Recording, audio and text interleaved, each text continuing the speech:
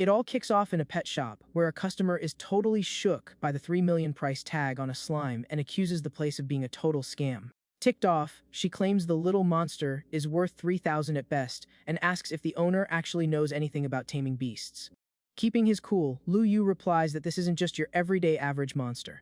He swears the quality totally justifies the crazy high price and that the buyer will be 100% satisfied. The girl claps back, arguing the creature is only at the awakening stage, and that kind of cash could buy a pet with way higher potential. Nods along, saying she is absolutely right.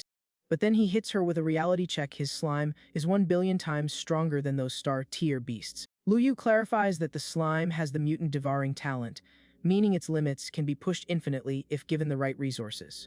Not buying this unreal guarantee, the customer asks why she should even trust a word he says. The shop owner suggests she run a quick test to see the hype for herself. Just then, the clicking of high heels echoes through the room, and a voice mocks them, saying the young master of the Lu family is now surviving by running scams.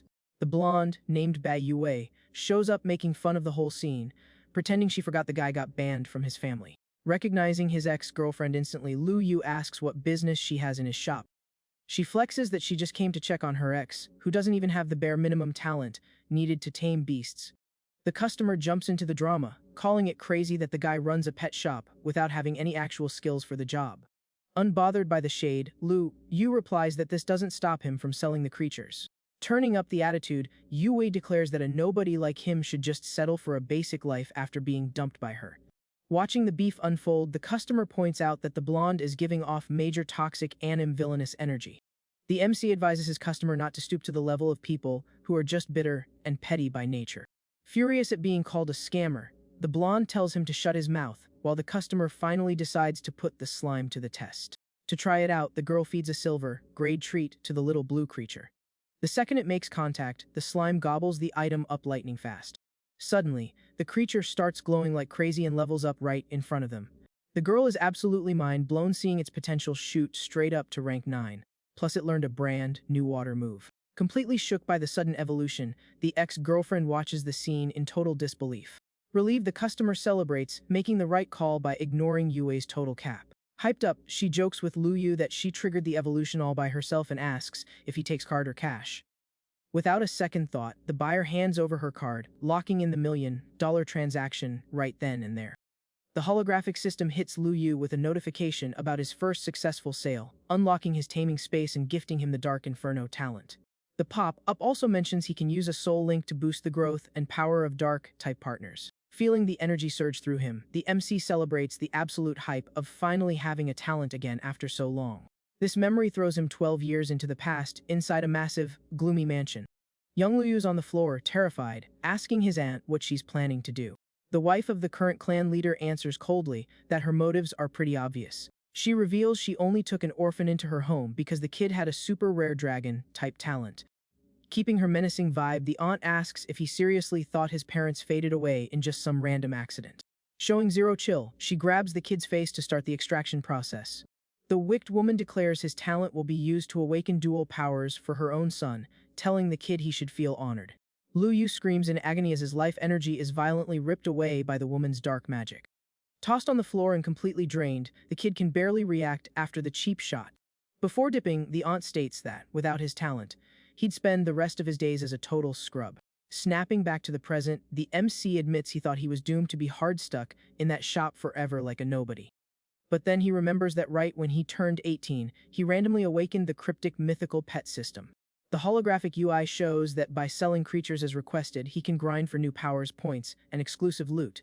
For a guy used to running the shop's sales, clearing these daily quests is a piece of cake. Fired up, Lu Yu vows to pay back every ounce of humiliation and pain that family put him through, double time. On the other side of the room, Yue points a finger, warning the customer not to get played by that clown. The MC glares at his ex and deadpans that he's put up with her toxic behavior for way too long. The girl steps back a bit and threatens to call the cops if he even thinks about touching her. Ignoring her tantrum, Lu Yu just orders the trespasser to step out of his shop immediately. Yue refuses to dip and dares him to pull out another mutant monster for her to buy, totally doubting his game. The system pings a warning, pointing out he only needs one more sale this week and shouldn't fumble the bag on the reward. Taking the hint, the MC agrees to give the girl a shot just for the system's sake and summons a creature. A massive, shadowy aura floods the room, hyping up the arrival of an OP mutant emperor skeleton. But the hype completely crashes when the smoke clears to reveal a tiny, totally clueless little skeleton. The blonde completely loses it laughing, calling his attempt to scam her with such tiny trash absolute comedy. Ignoring her roasting, Lu Yu picks the little guy up by the head, standing his ground that this is, in fact, a mutant emperor. Yue pushes back, arguing the beast is from the lowest necromancer tier and has zero actual drip or presence. Totally confident in his merch, the MC claims this little monster's talent literally breaks the laws of nature. He explains that as the little skull takes down enemies, its potential will scale infinitely until it hits peak evolution. Annoyed by his swagger, the blonde tells him to stop capping, saying she's never heard of a pet with infinite scaling. The customer chimes in, pointing out the woman must have some serious issues to question the manager when the proof is right there. Lu Yu chills the buyer out, telling her to let it slide since not everyone has the brain cells to recognize rare loot. Furious at being called clueless, Yui whips out her phone, announcing she's calling in an expert to expose their whole operation. She makes the call, asking manager Yang from a rival shop to pull up and help her out. Seconds later, a delivery truck rolls up right outside the storefront. Manager Yang walks in holding a glass dome, while the girl is still just vibing with her brand new slime. The system scans the little slime, confirming once again its high stats and its broken ability to devour for power. Spotting her guy walking in, Yue waves excitedly to get his attention. The newcomer apologizes for the hold up and shows off the pet fire lizard she had pre-ordered. The blonde puts the delivery on hold, demanding he take a hard look at the glass jar on the counter. Acting all high and mighty, she flexes her strong lizard just to trash her ex-boyfriend's supposedly weak inventory. Stuck in the jar, the little skeleton just sits there looking totally harmless, basically giving off desk ornament vibes. Locked in on the job, Yang boots up his advanced data monocle to deep, scan the weird creature's build. The expert scan confirms the little skull is a necromancer class with a rare passive to endlessly scale through battles. Completely shattering the blonde's expectations, Yang asks if the little skeleton is for sale, promising to match any price. Salty as ever, Yue asks why the expert would drop 3 million on a pet she sees as rank 1 garbage. The manager tells her to trust the data, confirming the creature has infinite scaling and could literally become an emperor. The ex-girlfriend is totally floored, unable to process that the thing is actually a top-tier mutant beast. Taking the opening, the customer tells the arrogant blonde to zip it, reminding her she already warned her about the creature's aura. Yang repeats that he literally just ran the numbers with his next-gen data monocle. He adds that the newly bought slime also has infinite evolution and be able to one-shot anyone at its level. Getting desperate, the manager begs Lu Yu to sell him the skeleton for the asking price of 3 million. Sweating bullets, Yang realizes the price is dirt cheap and asks if that basically means getting the beast for free.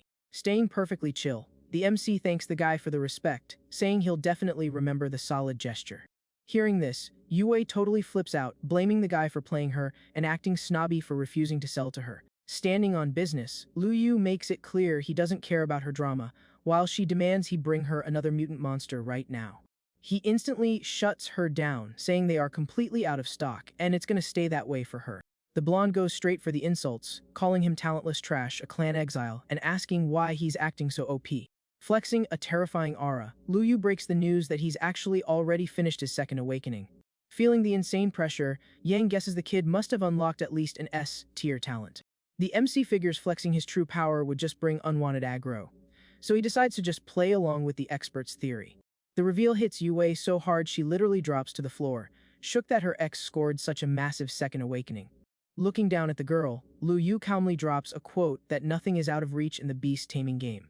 Trying to spin the block, the blonde acts all sweet and brings up their past history. She hints at giving him a second chance to win her back, now that he's got his mojo working again.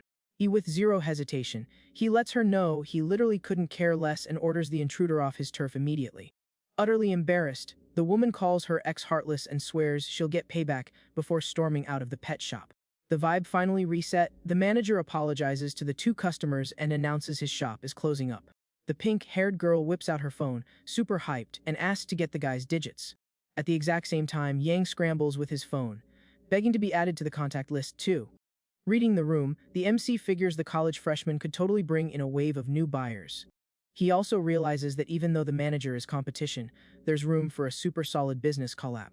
Because of that, the guy quietly celebrates, totally sure he won't fumble any more system quests. Super stoked about the day's profits, he pulls up his QR code on screen so the two can scan it. Shortly after, the pet shop's metal shutters roll all the way down, calling it a wrap for the day. Glad to finally have some peace and quiet, Luyu stretches while the system hits him with a GGG for clearing the beginner quest. He tells the AI to boot up the virtual shop ASAP. Scrolling the holographic menu, the guy thinks the lack of options is weird, but the virtual assistant explains those are just the free-to-play items. Free stuff is usually mid. He trashes the starter list and tells the system to filter by premium paid options.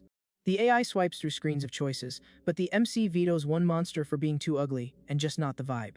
Digging for more options, the panel drops a new lineup featuring beasts that look a little more hardcore. The AI recommends a hellhound with crazy high DPS, but he instantly passes, getting flashbacks to a dog bite from when he was a kid.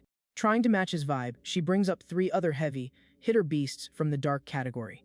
Knowing exactly what he wants, the kid says he is specifically hunting for a dragon. He drops 600 saved up points to instantly unlock the terrifying world destroyer demon dragon. A majestic winged beast pops up on the hologram, and the guy is stunned to realize the thing is still just a baby. The massive beast spawns right in the middle of the room, while the AI explains this breed is literally born huge. Blown away by the stats, Lu Yu is hyped to see the pet's base potential is already equal to a level 10 overlord tier. The UI explains that a creature's potential is basically its level cap for evolution.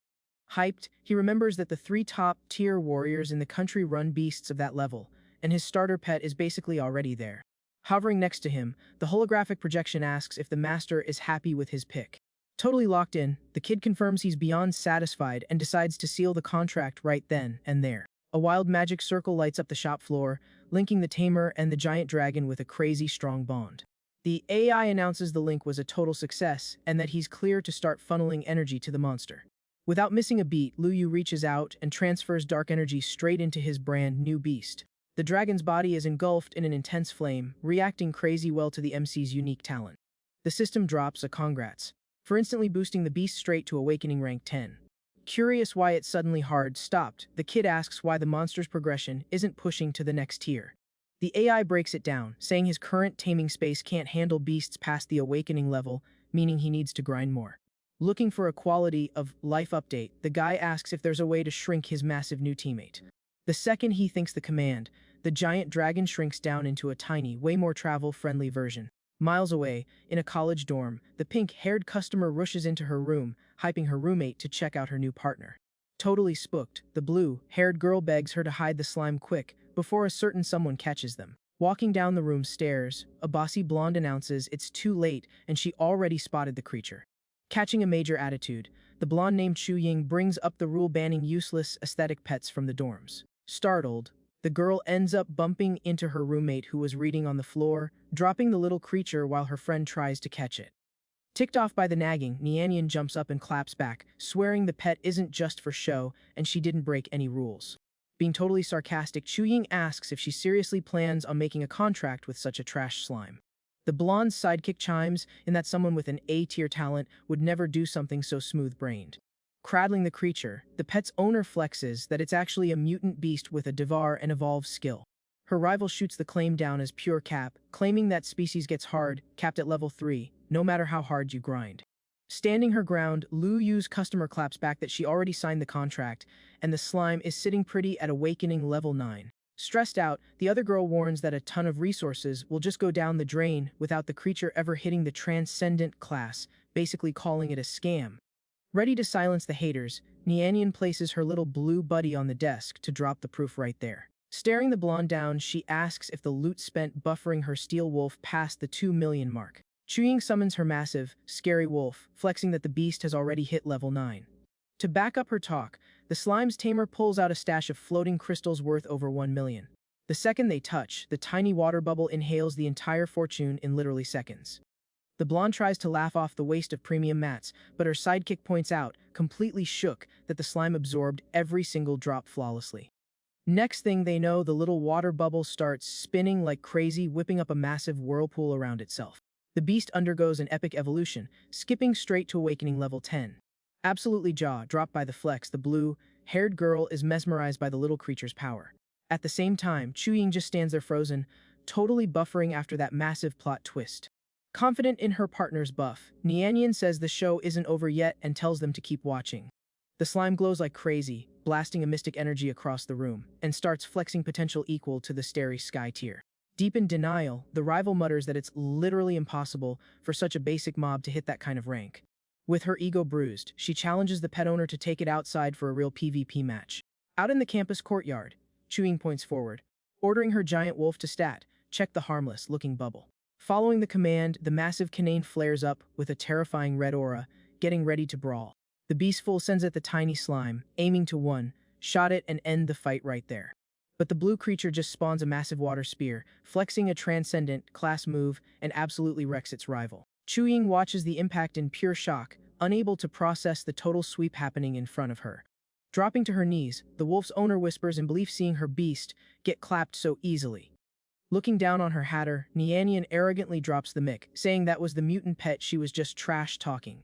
Happy with the W, the winner decides not to drag out the beef, purely because they're roommates. Walking away with her bestie, Nianian promises to spill all the tea about the shop where she got the beast once they're inside. The next morning, the chill shopping street looks peaceful under the sunshine. Haired dude decides to check out Luyu's spot, curious about the new pop up in the area. Looking at the counter, the customer spots the little sleeping dragon and thinks about buying it as a gift for his sister. Poking the little guy, he calls the shop owner over and asks for the price tag on the pet. Luyu politely replies that the beast is already soul-bound to him and is not on the market, but the guy gets pushy, flexing that money is no object. Keeping his poker face, the MC repeats that his partner is absolutely not for sale, period. Salty about getting rejected, the guy mutters that the shopkeeper is literally begging to get humbled. Without hesitating, he summons a dark, feathered crow and orders it to attack the store owner. Seeing this totally toxic behavior, Luyu just writes the trespasser off as an absolute clown. Sensing the aggro, the little dragon wakes up and drops a massive wave of dark energy pressure. The black bird dives in for the strike, but gets slammed into the ground just by the opponent's sheer aura. With the link snapped, the raid head takes the backlash of the defeat, eating heavy internal damage that forces him to back off. Clutching his chest, the customer realizes in absolute horror that his beast got tapped by just a look. Shook by the insane aura, the guy connects the dots that the creature belongs to the terrifying demon dragon bloodline. Fearing for his own HP, he instantly decides that rage quitting the shop is his best play. Without looking back, the customer books it straight for the exit. Resting his chin on his hand, the MC watches the guy run away looking totally bored, since the fight ended in literally 1 second. Somewhere else, the daily grind keeps moving at the entrance of a massive city hospital. Walking down the hospital halls, the raid head complains about burning 5 million on med bills just because a dragon looked at him funny. Not paying attention, he bumps hard into someone and instantly starts trash, talking the guy for being in the way. To his shock, the insulted guy turns around with a lethal glare, asking who he just called a bastard. Shaking with fear, Lu Zi recognizes his older brother and stutters, asking what he's even doing there. Luo Tianyan crosses his arms and says he's there to find out who had the nerve to disrespect their family. Panicking, the younger brother waves his hands, begging his bro not to aggro the Tamer under any circumstances. Thinking the whole thing is a joke, Tianyan arrogantly asks if there's literally anyone in the city their family can't completely stump. Trying to de-escalate, Z clarifies that the enemy is partnered with a demon dragon, class monster. That info drops like a nuke, leaving the older brother completely shook by the reveal. Thinking it over, the leader notes anxiously that a tamer capable of running a beast like that hasn't spawned in years. Making a split-second call, Tianyan orders his brother to take him to where this mystery tamer is at right now. Terrified by the idea, the younger brother warns that not even his big bro's power would be enough against that monster. Annoyed by his cowardly vibe, the leader smacks the kid's head and yells that he's only going there to apologize. Relieved, Z rubs his head and agrees that his brother would never make the same smooth-brained mistake he did. On the way there, the hero explains that most local tamers belong to the OP Lu family, and they'd never keep a pet that rare off the radar. He figures that to tame something with that much raw power, the shop owner must have deep ties to that sketchy bloodline. Rolling up to the storefront again, the younger brother points at the place, swearing it's the right spot. Standing at the door looking stone cold, Lu Yu roasts the duo, asking if the griefer brought a carry because he couldn't win the 1v1. Without missing a beat, Tianyan scolds his brother and tells him to step up right now. Showing maximum respect, the older bro forces the younger one to his knees and drops a massive apology on behalf of their entire bloodline. To prove he's not capping, he pulls a small, premium box out of his pocket. Explaining that his brother was being totally toxic by offending him, Tianyan begs the tamer to accept the humble gift as a peace offering and let the beef go. The leader pops the case open, revealing a super rare platinum, tier spatial taming crystal. The MC's eyes light up with hype, seeing such a high-tier upgrade mat just handed to him for free.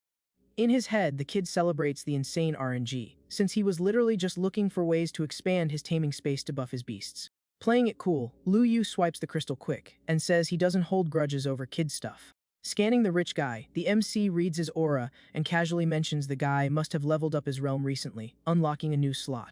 Blown away by the Tamer's tracking skills, Tianyan confirms he hit the fire, element starry sky tier just a few days ago. Spotting a flawless chance to make bank, Lu Yu says he's got a Scarlet Flame chicken in stock that would synergize perfectly with his talent. He points to a cage in the back and asks if the customer is down to cop the bird for the low price of 3 million. The tiny yellow chick stares at the customers through the bars, sitting right next to a price tag that is totally wild. Even though he thinks it's a total scam, the hare swallows his pride and says he'll buy the creature just because the veteran recommended it. Whispering angrily, Z asks his brother if they really should be blowing that much cash on a basic pet like that. Catching their skeptical vibes, the owner frowns and asks if they think he's trying to run a scam for easy money. Tianyan waves his hands respectfully, explaining he'd never doubt him, but just doesn't get the meta behind buying the chicken. Softening his look, the MC smiles and says he only offered the bird because they showed genuine respect with their apology. He drops the lore that the little red bird has the insane passive of absorbing any type of flame to uncap its own potential infinitely. The reveal leaves the customer totally speechless, since beasts that can evolve by eating elements are straight up mythical. To prove he's not capping, Lu Yu tells the customer to run a live test right now. Accepting the challenge, Tianyan holds out his hand and summons his potent blue cold flame, getting ready to feed the pet. The little chicken shows zero fear in front of Tianyan's cold fire, leaving the younger brother in absolute shock. Super chill about it, the little bird pecks the blue fire right through the metal cage bars. Moving fast, the bird sucks up the beam of fiery energy and basically one-taps the whole thing. Instantly, a massive blue phoenix bursts out from inside the animal, lighting up the entire room with its OP aura. The customer's eyes go wide, realizing this isn't just a regular mob, but a future fire emperor in the making. Without hesitating, both brothers bow down on the floor to show respect, expressing mad gratitude and swearing the Luo family will never forget this carry. Lu Yu just waves it off casually, saying it's just a standard pet, and there's no need to be so dramatic. Catching the vibe, Tianyan looks up and respectfully asks if the veteran is tied to the Lu family, the most OP dragon tamer clan in the server. Just hearing that last name makes the MC's chill expression snap into a literal death glare. Getting his cool back, he coldly replies that he cut all ties with that toxic bloodline years ago. Noticing the icy tone, the customer quietly figures out that the mystery tamer definitely has some heavy beef with the clan. Shortly after, the rich duo bids the manager goodbye with deep respect and dips from the shop. Now that he's solo in the room, Lu Yu grabs the rare crystal he scored, super hyped to finally use the item. He channels the energy inside and gets teleported instantly into his magical taming space. The item's magic triggers a massive map expansion, and the system pings that his level hit Transcendent Tier 1, leaving the kid amazed by the massive stat jump. Right after, Lu Yu turns to his little dragon and tells him it's finally time for his evolution arcs. The pet answers with a massive roar and gets swallowed up by an intense red glow. The system AI pops up on the holo display to confirm the pet broke into the Transcendent category, unlocking new DPS skills, specifically for wrecking other beasts. The beast shows off its sick new character modal, looking way more aggressive and buff after soaking up so much power at once. Happy with his teammates' stats, the MC promises that pretty soon he'll be feasting on actual high-tier dragon meat. The scene shifts to the chill sidewalk outside the pet shop at the start of another morning. The day kicks off looking peaceful in front of the glass doors with the shop's neon sign. Chilling in his chair, Lu Yu holds his flying partner and chats on the phone, asking if the slime's leveling is going smoothly. On the other end, Nianyan hypes up that the pet she bought already hit Awakening level 10 and rolled some insane potential stats. Laughing out loud, the girl spills that manager Yang actually locked down his own shop just to hard focus on grinding his little skeleton's levels. Far away, a chicken runs for its life down the halls, trying to dodge getting sent to the Shadow Realm. The rival manager is slumped in a chair, totally out of stamina, while the little skull drags the defeated bird across the concrete floor. The facility workers stare in shock at the newbie's speed, realizing a Transcendent class kid like that just became the absolute final boss for chickens. Catching his breath and fixing his glasses, Yang announces to the crew that this is officially his last day grinding low-level bird mobs.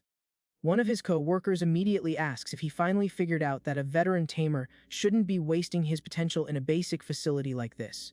Holding a sharp axe with a pig in the background, Yang shakes his head and says he's actually gearing up to raid bigger beasts. He flashes a shiny VP card, explaining he just got clearance to enter the elite processing zones. Those maps usually hold massive, ultra-violent beasts waiting to be cleared out, making it the perfect XP farm.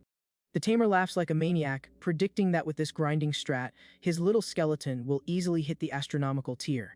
Checking out the pick his contacts sent, Luyu thinks the manager's leveling strat borders on being a totally broken exploit. He figures that using mass clearing to farm the skull's evolution through pure volume makes up for the lack of actual boss fights really fast. Leaning back in his chair, the kid guesses that at this rate, his old rival will quickly lock in his spot as a top-tier Tamer in the zone. Just then, a ping goes off for a new DM, where the manager mentions he plugged the shop to a buyer looking for dark-type pets. The MC grins at his screen, happily noting that he actually really needed to boost his cash flow right now. Another notification pops up right after, sent by the rich Luotianian, asking for permission to bring his little sister by to shop for a battle pet, which he instantly greenlights. Super chill and knowing the customers are on the way, Lu Yu takes a sip of water while lounging in his chair. He pets his flying partner and tells the little guy not to rush, since they'll soon have enough level cap space for another major evolution. Heavy footsteps echo through the shop door, breaking the vibe of the empty room. Hyped up, the shopkeeper stands to greet whoever walked in, glad to see his daily traffic is going up. An arrogant guy with a tied-up hairstyle walks in with his hands in his pockets, drops that he's a manager for the OP Jiang family, and cockily asks what kind of premium loot a dump like this could possibly sell, adding that Yang sent him. Keeping it professional, Lu Yu states he can't promise he has the absolute best in the world, but he strictly mains top-tier creatures. That flex makes the suit-wearing guy furious, calling it a joke that someone would even mention high standards in a shoebox of a store.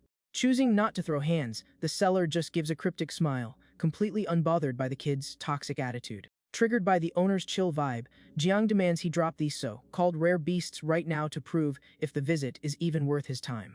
Answering the demand instantly, the owner channels his blue aura and pulls an item straight out of his dimensional inventory. A metal cage holding a tiny, totally basic-looking green goblin is slammed right in the middle of the counter, paired with a direct pitch from the seller. The MC starts listing off the creature's stats, hinting that this would be the absolute perfect teammate. Completely raging, the rich kid points at the cage yelling, accusing the shopkeeper of trying to scam him with bottom-tier trash. He angrily vents that he actually thought about putting the shopkeeper on the map with the family elites if he found good loot, but now sees the guy is just a worthless scrub.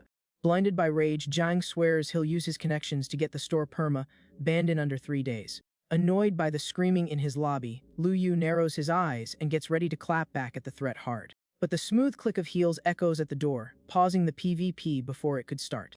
The rich Tianyan walks into the Azel looking like an absolute boss, with his pretty little sister right behind him. The jumpscare hits Jiang hard when he realizes VIPs from one of the server's strongest clans just walked into this tiny shop.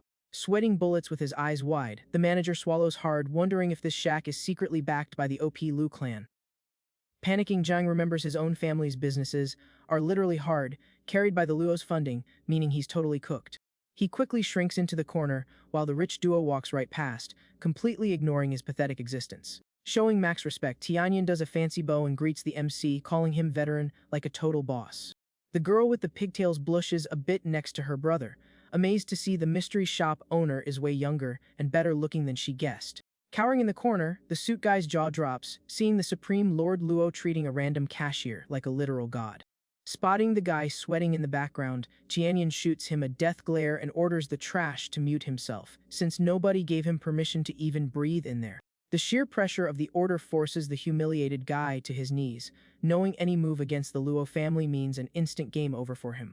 The room chill again, the protective older brother smiles and introduces his sister Jingjing to the manager. Lu Yu relaxes kindly, keeping up the warm customer service for his VIPs. Low key, the guy is stressing about missing out on the cash from the green monster since he really needed the funds to secure his own partner's critical evolution this week. Noticing the seller's serious face staring at the little beast in the cage, Tianyan tries to read if he's tilted because he fumbled the sale to the idiot who insulted him. To fix the bug in record time, the rich guy pulls out his card and says he'll buy the rejected pet right now, as long as it's up for grabs. The little sister interrupts the impulse buy, asking angrily how he dares to cop the beast without even checking the weird pet's patch notes. Pumping his chest with confidence, the brother swears to the girl he has blind faith in whatever loot the legendary shopkeeper drops. Fake coughing to break the awkwardness, the MC decides to act like a pro and starts dropping the deep dive stats on the goblin strictly because they actually showed interest in the rejected mob. Continuing the breakdown, the MC specifies that the goblin scales its power and stats just by breeding, guaranteeing top-tier drops for offspring. With this infinite loop, he promises that in no time the buyers will have an insanely OP race under their command. The reveal leaves the two siblings completely starstruck as they stare at the little green creature on the counter. Mind blown by the data, the hare wonders how he was inches away from passing up a literal god-tier mob like that. Without hesitating, Tianian bows and begs the veteran to sell the little monster to the Luo family. Explaining his desperation, the rich guy points out the top 3 Tamer clans only stay on top because they're hard carried by giant dragons. He calculates that the goblin spawn rate matches the dragon's output and literally sees his family's glorious endgame approaching. Keeping his usual chill, Lu Yu asks if it actually matters who he sells the pet to. At that point, Jingjing jumps in, saying the Tamer needs to lock in the contract right now, and asks if her brother already has a player in mind. The girl tries to picture a pretty girl walking a pet like that and decides the aesthetic is just way too cursed. The older brother confirms he's already picked who gets to sign the contract with the new mascot. He spills that the chosen one is the old leader's bastard hare, whose mom got secretly taken out by the main wife. Because he was the one who carried the kid back into the family, Qianian is 100% sure he'll never get backstabbed. In the back of the shop, the suit-wearing Jiang completely blue screens, realizing he just heard dark lore he was never supposed to know. Shaking with fear, the manager figures that catching the Lu leader casually dropping classified intel basically signs his death warrant. Noticing the nosy guy, Qianian throws a literal death glare over his shoulder. Trying to save his own HP, manager Jiang throws his hands up, acting like his screen just went permanently black. Panicking, the guy covers his ears and screams he's deaf and blind now, basically a disabled NPC. The Luo family leader drops a dark warning, telling him to treat what just happened as a very light ban warning.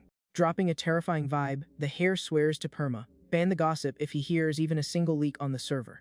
Reading the room perfectly, Jiang covers his mouth and swears his mech is muted forever starting now. Watching the whole thing up close, Lu Yu finds the interaction hilarious and says the manager dodged a way worse game over screen.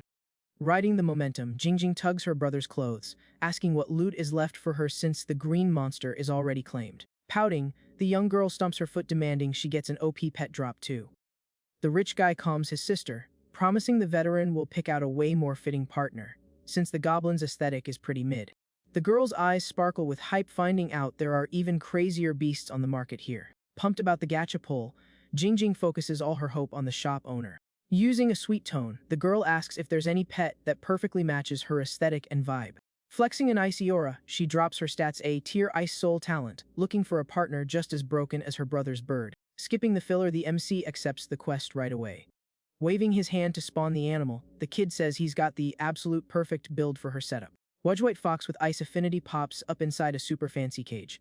Mesmerized by how aesthetic the beast is, the girl asks if the little fox has the passive to refine exotic ice too.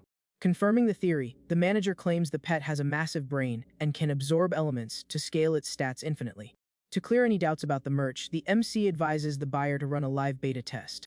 The girl focuses her ice magic on her fingertips and extends the energy buff to the little fox. The second it touches the power, the creature absorbs the frost instantly, glowing with a blue light through its white fur. Totally obsessed with the visual effect, Jingjing swears she dropped tens of millions on the pet without blinking. Sticking to the price list, Lu Yu drops the fact that it only costs 3 million coins. Instantly, Tianian bows in gratitude and announces he already transferred 6 million for both beasts. Happy with the cleared transactions, the shopkeeper hits them with a super polite, "Thanks for buying." Suddenly, the little dark dragon growls, pulling aggro from everyone in the room. The squad turns to look out the glass front to figure out what random event just triggered outside. A massive gale starts blowing in front of the shop, totally thrashing the sidewalk decor. Reading the room's tension, Lu Yu scans the aura of a giant dragon and notices the griefers' stealth hid their presence pretty well. Calculating the invisible threat, the MC figures the toxic Lu clan finally decided to initiate a raid on him. The map shifts to the massive, ultra-fancy estate of the dragon taming bloodline, chilling under the morning sun. A mansion's yard, a colossal scarlet dragon is just AFK on the grass. Up on the balcony, a suited minion steps up to drop the latest patch notes to the boss. The sipping her tea looking expensive, the evil woman mentions she ordered them to keep tabs on that bastard nephew of hers. The toxic lady keeps going, stating the main quest is finding the loot that the kid's parents hid away years ago. Slamming her cup on the table aggressively, she demands to know how, after all this time, they haven't found a single clue. The minion drops to the floor and says he just witnessed a massive update regarding their target. He reports perfectly that Lu Yu unlocked his skill tree again, and Soul bound a black dragon. The drop makes the aunt jump out of her chair, totally blue, screaming at what she just heard. Tilted by the news, she tries to compute how the kid could possibly tame again after getting his powers wiped. Radiating pure dark hater energy, the boss lady issues the order that her nephew needs to be perma-banned. Hearing the command, the minion bows his head, confirming he fully understands the hit mission. Back at the shop, the system UI pops up for Lu Yu, hyping him for hitting the milestone of 5 sales. The digital assistant spawns looking hyped to announce the drop of an SS tier supreme random talent. The holographic text blinks on screen, asking if the user wants to claim the exclusive loot right now. Totally mind blown, the kid celebrates the RNG of pulling a second OP talent that basically hacks the game's physics. A single frame, he hits the accept button on the floating menu. The AI drops a GG for awakening the god, slaying celestial fire, while purple flames instantly surround the kid. The sudden burst of energy makes Tianyan drop to his knees, while his little sister drops the cage on the floor, absolutely terrified. Struck with fear by the OP pressure, the hare wonders if the owner just unlocked a new fire-type ultimate. Sweating bullets, the rich guy calculates that a basic S-tier talent could never output that much raw aura. Wrapped in massive purple flames, the MC feels the legendary stat boost of his new buff.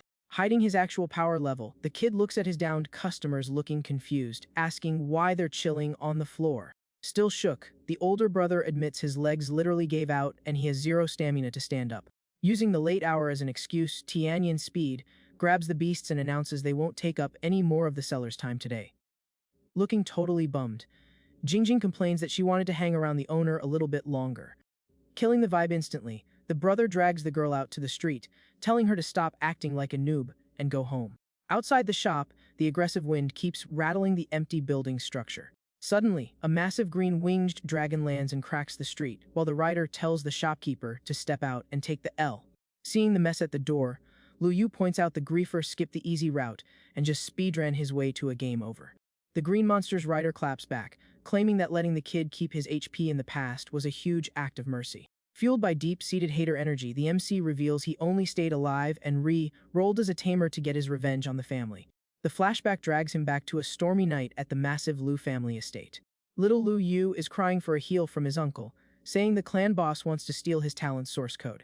Showing 0 mercy, the guy just lands a cheap shot that sends the kid flying across the room. Treating the kid like a literal bug, the attacker declares that getting his talent wiped to buff the young master should be a massive flex. Down on the floor, the crying kid says he absolutely refuses to agree to the terms of service. Making it worse, Lu Hen stumps his foot hard on the kid's back to keep him controlled on the floor. The aunt watches the whole thing chilling in her chair and coldly asks if she ever gave the kid permission to log out. Even at 0 stamina, young Lu Yu tries to resist, swearing the talent is his and nobody has admin rights to take it. Hearing that, the minion puts more weight on the foot, crushing the kid's hand, stating he doesn't get to make the calls. Totally relaxed, the lady orders the extraction to start right now and demands a flawless execution. The uncle complies instantly, looking super hyped to follow his boss's toxic command. In a move of pure malice, he applies crazy pressure to the boy's arm, dealing ungodly amounts of damage to the kid. Pinned down, the kid sheds tears while the brutal deletion of his gift continues. Pressing even harder, the man mutters that the endless crying is getting annoying. The kid's agonizing screams echo through the dark mansion, wrapping up a night of absolute nightmare fuel. Snapping back to the present, Lu Hen strikes an arrogant pose and asks what's the point of the nephew rolling as a tamer. He points out the kid's aggro is with the entire Lu clan and asks who he thinks he is to try and solo a whole guild. Out of patience, the attacker thinks it's insane for an exiled scrub to talk so much trash. Reacting to the hostility, the little black dragon lets out a heavy bass, boosted growl to guard its owner. The invader laughs at the whole setup, thinking it's hilarious that the family reject managed to sign a contract with the OP dragon bloodline. Looking at the tiny creature, he guesses the pet must have been forced into PvP way before hitting max level. Full of himself, the uncle guarantees that little pet would get one shot by his terrifying Gale dragon. Without a second thought, the opponent raises his hand and commands his beast to cast its attack instantly. The giant green monster unhinges its jaw and fires a devastating wind blast straight at the shop. Lu Yu just stands there with his partner, showing zero panic about the incoming ow. The wind spell literally just fizzles out around the MC, failing hilariously to deal even 1 point of damage. Confident in his own stats, Lu Heng figures the opponent's pet is at best transcendent tier and keeps trash-talking the duo. Suddenly, the little creature fires off a massive energy burst, leaving the attacker completely mind blown by the visual. A red fire aura takes over the map as the true power of Lu Yu's partner leaks out without any limits. The MC deadpans, asking if that was really the enemy's max DPS. Snapping back to its colossal size, the beast drops serious pressure, and the manager warns that the invader basically just accepted his own game over. The OP Dark Alley lets out a shockwave that rattles the whole zone with its terrifying scale. Sweating buckets, Lu Heng starts panicking, unable to process what kind of raid boss just spawned. Trying not to totally lose it, he copes by reminding himself that his pet is already Starry Sky tier, and there's no way he takes an L here. Flexing his confidence, Lu Yu replies that the overgrown green lizard wouldn't even count as a snack for his monster. To guarantee a speedrun finish, the kid reaches out and starts channeling a top-tier ultimate. With a precise command, he pops Dragon Domain, trapping both beasts inside an arena of pure magic. The shock hits the uncle like a truck, making it impossible to believe a regular teen mastered such a broken mechanic. The attacker realizes, absolutely terrified, that this kind of unique buff can only be cast by the authentic, legendary demon bloodline. Striking a smug pose, the MC confirms the read and says that, sadly for the opponent, it's exactly that genetic build. He also drops the lore that his partner is the Dreaded World Destroyer, a mob that eats giant races to farm XP. Giving zero room for counterplay, the massive dark beast fires a lethal beam straight at the Wind Dragon. The critical hit triggers a massive explosion, leaving the Lu family member completely frozen in shock. The dark magic nails the Wind Beast dead center, shattering all its shields in a split second. Taking catastrophic damage, the green dragon is violently knocked back while roaring in agony. Thanks to the impact, the green giant slams hard into the pavement, ending up totally crowd-controlled and out of the fight. The shockwave of the comeback makes Lu Heng collapse on the sidewalk, mumbling while trying to process what the heck just happened. Totally humbled and taking damage, the guy crawls on the pavement trying to dodge his nephew's terrifying aura. Right then, the MC's boot comes down ruthlessly right on the downed enemy's hand. Looking at the trash at his feet, the shop owner asks how it feels to get stomped by the guy he thought was a scrub. Pressing his foot down harder, the kid admits he's been hyping himself up for this exact moment since the night of the crime. Panicking and just wanting to keep his HP, the attacker cries begging for a pardon, pulling the fake, "I cared for you when you were a kid" card. Lu Yu just fires back with pure sarcasm, asking if beating him up was his special way of acting like a guardian. With absolutely zero chill left, the kid grabs the guy by his hair and tells him not to miss a single frame of the show. The shadow creature lands a lethal bite on the downed beast's neck, cashing in the final hit for the raid. Flexing max stats, the dark monster lifts the prey into the air like it's absolutely weightless. Wrapping up the takedown, the giant drops a victory roar to flex its dominance over the rival beast. Seeing his partner get completely wiped, the man screams in panic, crying over the tragedy of his precious Gale dragon. Completely defeated on the broken ground, he cries admitting he was the griefer and begs on his knees to not get sent to the Shadow Realm. Putting on a cold front, the MC sarcastically calls out the guy's sudden change in attitude. With his eyes glowing a scary red, Lu Yu decides the opponent is going to pay for his toxicity in the afterlife. The massive winged animal lunges at the downed enemy to execute the ban order issued by the Tamer. The crushing pressure of its claws ends the match instantly, punishing the coward totally and wiping the map clean. Right after the fight wraps, the kid gives his now shrunk partner head pats, saying GG for the solid carry. The system screen lights up excitedly in front of him, popping the AI out to hype him up for taking down a pro. The assistant opens the loot interface and drops a super exclusive red star tier item. Checking the drop, the kid sees it's a demonic heart loaded with the legacy data of a dark lord. The UI explains the artifact can max a dark monster's skill directly to the level cap. Hovering around, acting all cute, the holo figure chats up the Tamer to say there are more patch notes. She excitedly announces that his total points just hit the exact number needed to pull a new beast from the gacha right now. Processing the massive W, the MC repeats her words, visibly hyped for the chance to unlock another pet. Summoning his newly unlocked Absolute Flames in his hand, he starts theory, crafting which mob would perfectly synergize with that buff.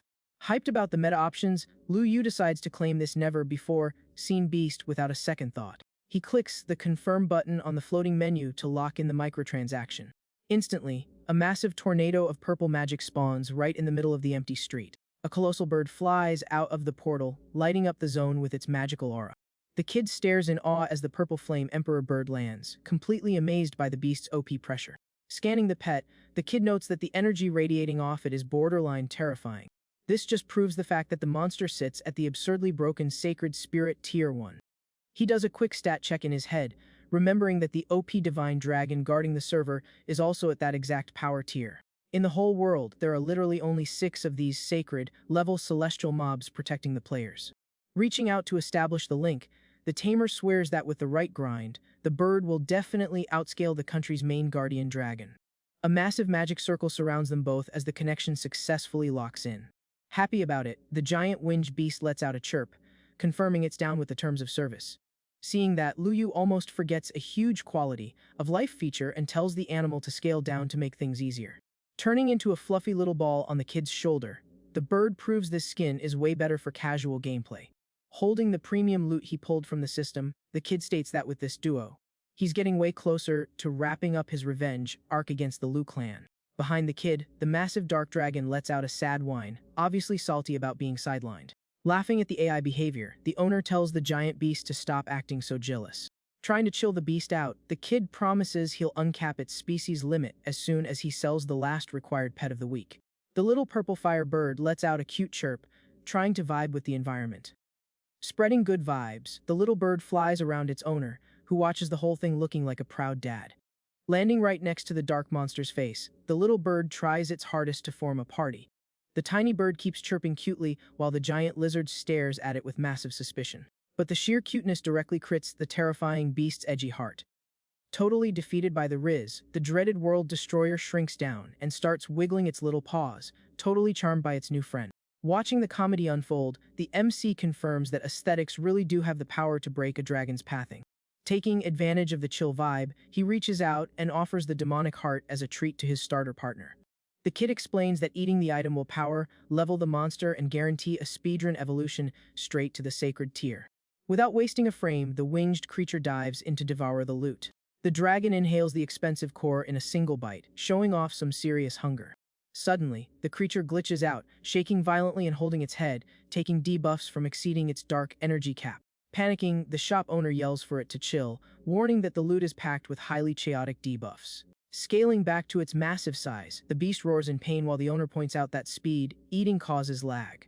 Trying to keep the run alive, the kid tells the animal not to rage, promising he'll help it balance the mana pool. Focusing all his spiritual stats, the shopkeeper activates the refining process directly through his flaming eyes. A heavy blue aura surrounds the giant dragon in the street while the kid clears the excess packed energy. Once the process is done, Lu Yu pants heavily, announcing the animal can finally absorb the buff without taking damage. Feeling the magic flood its veins, the massive beast lets out a violent roar, flexing pure OP stats. The UI pops up showing the holo assistant there to drop a GG to the master. Smiling warmly, the AI notes that the pet devoured the heart flawlessly and maxed out its kit. The panel reveals the beast now has eyes with the passive to 1, shot higher souls, and a literally invincible physical build. Shrinking back to portable size, the creature flies around acting super cocky, demanding the purple bird bow to its invincibility. Radiating happiness, the little creature plays along, celebrating the new power cap it unlocked. Though with sparkling eyes, the animal begs the kid for another drop of that gourmet meal. Absolutely floored by the audacity, the kid asks if the pet thinks a mythical relic like that just spawns on trees. Moving past the jokes, the MC takes a deep breath while scanning the map. Spotting a massive crater in the asphalt, he gets annoyed at the environmental damage caused by the PvP. Grabbing his phone, the kid calls a contact asking for a carry to clean up a minor mess caused by some goofing off outside his shop. While checking out the stained pavement, he insists the damage is low-key, and the guy on the line agrees to patch it up. A little later, the Herr Luotianian and his crew pull up to check the combat zone. One of the helpers swallows hard and yells in disbelief, refusing to accept that this massive crater is just a minor mess. Crouching near the impact craters, the suit guy checks the ground textures and concludes the defeated mob was a Gale dragon. With that clue locked in, he deduces the shop owner has fatal beef with the Lu clan, the only guild with the stats to run those beasts. Even knowing he's dealing with one of the most toxic houses, Tianyan is shook to see the fight was just an absolute one-sided stump. Trusting his crew's grind, he assigns the clean-up quest to his workers, who jump on the task immediately. Thanks to the guys sweating it out, the shopping street gets a full reset, looking like zero PvP ever happened there. The camera cuts to the insanely luxurious estate owned by the Opilo family. Right when the leader stepped into the green zone, a minion sprinted up to warn him the family's young miss totally lost her mind. Backing up the report, Jingjing shows up screaming at the top of her lungs, asking if her brother went completely delulu. Pointing right at his face, the girl accuses her bro of draining the vault to go all in on breeding that green goblin. Crossing her arms furiously, she argues that the spawn rate for those mobs is horribly low, making the investment a totally brain-dead risk. Keeping his cool, the kid explains that the weird goblin actually has the broken passive to solo generate an entire bloodline. He swears with a dead, serious look that when he officially becomes the clan boss, this new meta will be the backbone of the Luo family. Not backing down, the little sister claps back that the guy can't just throw her ice foxes training out the window for some green mob. Patting his little sister's head, Tianyan promises he ordered the top-tier mats to be split fairly so both their pets can level up evenly. Right then, a maid walks into the garden carrying a super premium briefcase. As soon as the package is handed over, Jingjing almost jumps out of her shoes, begging to check the loot inside. The girl is absolutely mind-blown seeing the massive stack of elemental stones, hyping up her brother's kindness and deep pockets. Obsessed with the ultra, rare fire and ice treasures, she jokes that she'd love to respawn as his sister in every playthrough. Cutting the girl's hype short, the rich guy tells her to guard the loot with her life, admitting they're actually a gift for the veteran Tamer. Totally tilted, the girl fake cries complaining about the injustice of being an NPC delivery girl, and threatens to snitch to the manager. Back at the quiet shopping street, the kid's shop is totally dead in the early hours. Parked outside the place looking grumpy, the girl shakes her head, still baffled by her relative's crazy endgame plans. Gripping the briefcase tight, she thinks about how insane it is to just hand over high-tier loot on a silver platter like this. The memory of her relative handing over the box replays, where he claimed that without the seller's guide, his level would literally be hard-stuck forever.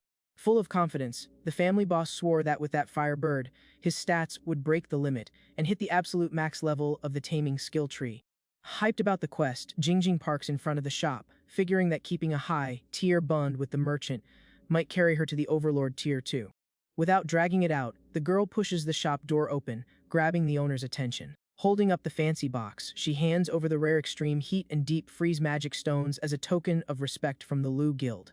Impressed by the move, Lu Yu mentions her brother already hard, carried him by cleaning up yesterday's mess, and he hadn't even had a chance to say GG. The girl waves her hands swearing it wasn't a bother at all, since the OP creatures he sold basically leveled the owners, which is priceless. Checking out the premium mats, the MC notes in awe that the pets from the Holo system actually do trigger these crazy buffs for the users. Without second guessing, he decides not to turn down the free loot and takes the box. Happy, the youngest sister says she won't mess with his grind anymore and suggests the Tamer ping her if he ever needs a favor. Following that, the shopkeeper pulls one of the glowing elemental stones straight out of the case. Solo in the shop, the kid figures the Scarlet Flame Crystal is the absolute perfect drop to feed his newly acquired Emperor Bird. To put the strat to the test, he summons the little flying mob instantly. While the little bird chirps curiously, the owner offers the glowing stone, ordering his teammate to feast on it. The second it touches the crystal's power, the little bird starts draining the item's buff super smoothly. Watching the transition, Lu Yu is stunned to see the pet actually skipped a level right after digesting the item. A burst of purple energy floods the room, while the bird drops a royal call during its flash evolution. The Holo interface pops up dropping a congrats to the kid because the creature shattered multiple limiters instantly. The glowing panel announces the beast learned a red star tier ultimate, insanely buffing the O and DPS of its fire attacks. Looking at his partner's massive hitbox, Lu Yu concludes that a mob pulled with system currency totally outclasses the free-to-play options. The scene transitions to the massive campus of the Magic City Beast Taming College. In a classroom packed with players, the teacher lectures that the students only need to memorize one core rule: raw stats rule everything. Flexing total confidence, the teacher asks which of the kids in the room actually believes in their own build. Holding a pen, she calls for a volunteer to hop on stage and help run a live tutorial of the lesson. Instantly, a bunch of guys throw their hands up desperate for the instructor's attention, flexing their gold tier powers and their pets. Keeping the troll energy high, the educator adds that helping with the drill means running a real PvP match with their animals. On the other side of the room, the blue-haired girl looks super stressed, sitting next to Nianian. Panicking, the girl realizes she got auto-filled for the duel. Walking down the hall's stairs, a guy in a vest smirks arrogantly, completely convinced he already secured the W. In the crowd, students whisper that the drafted girl is Du Ruoyan, known as one of the prettiest girls on the server, running an exclusive healer build. They also note the opponent is Yan Shapping, famous for maining a werewolf strictly min, maxed for brutal DPS.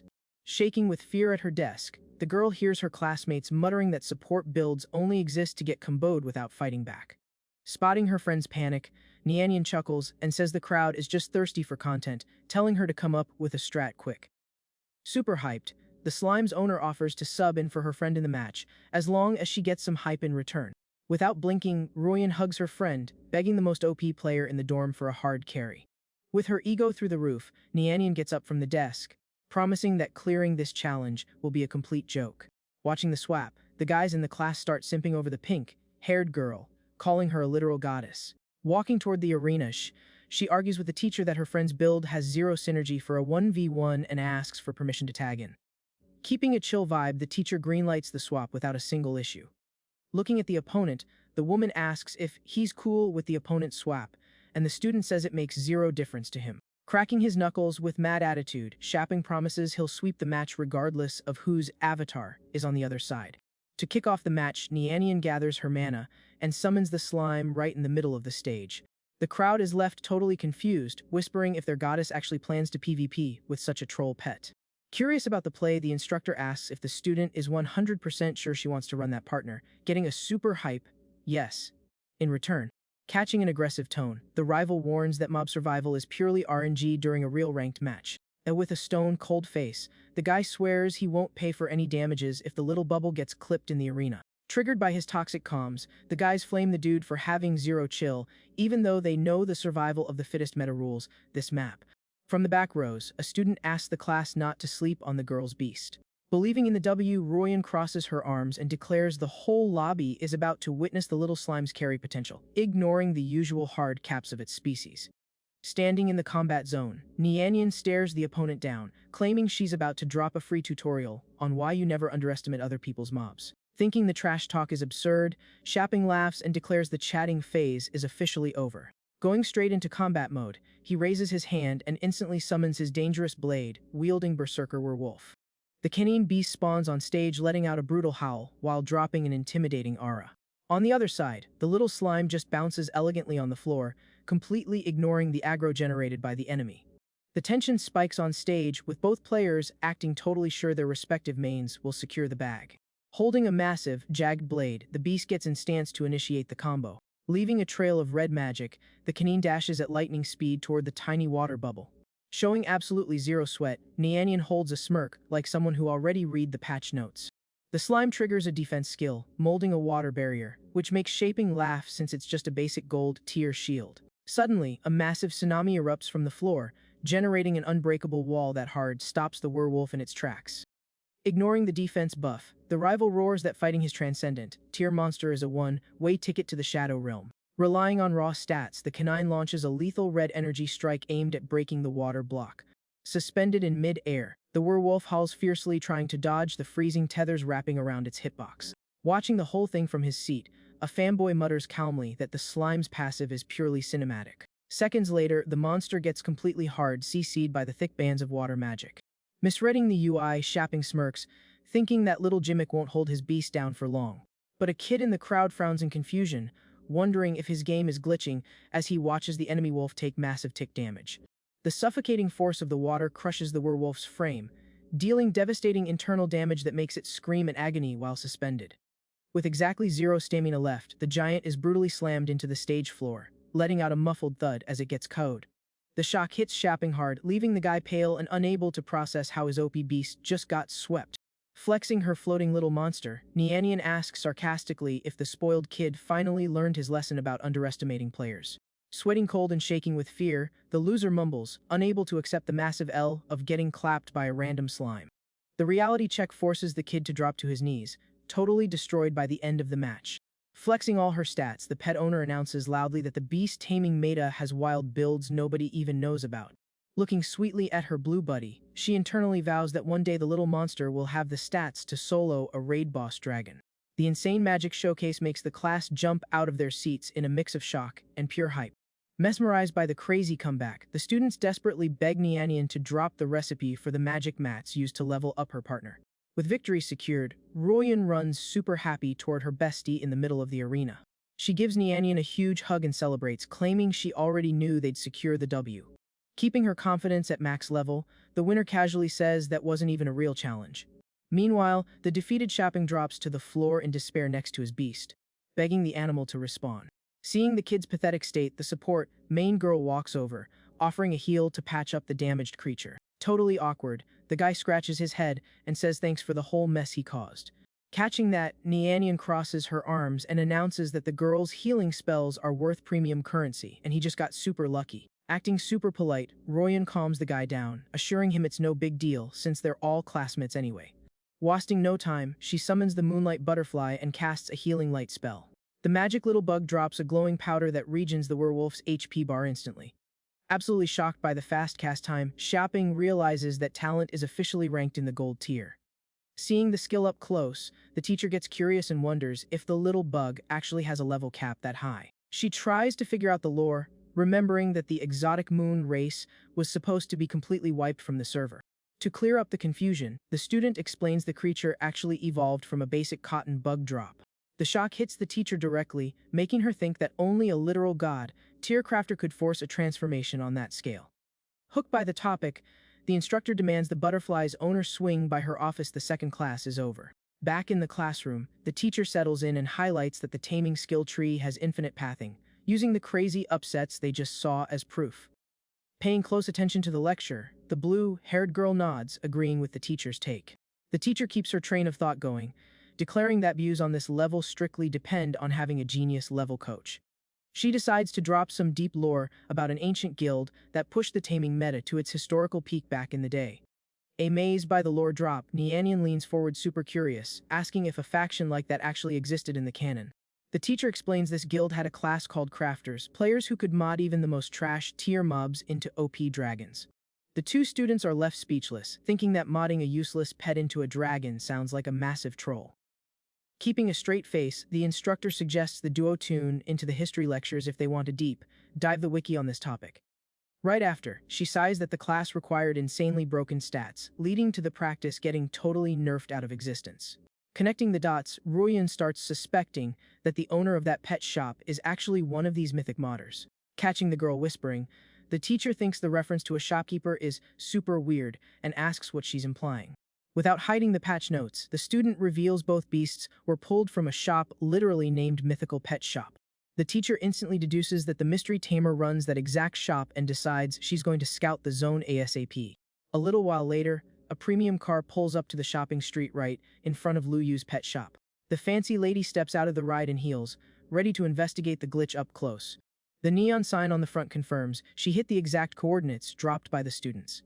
Taking off her sunglasses with Max Strip, the educator scans the building and thinks the map design is super basic. Inside, Lu Yu is hyping up the speedrun growth of his newly copped bird, joking that it'll outscale the dragon in no time.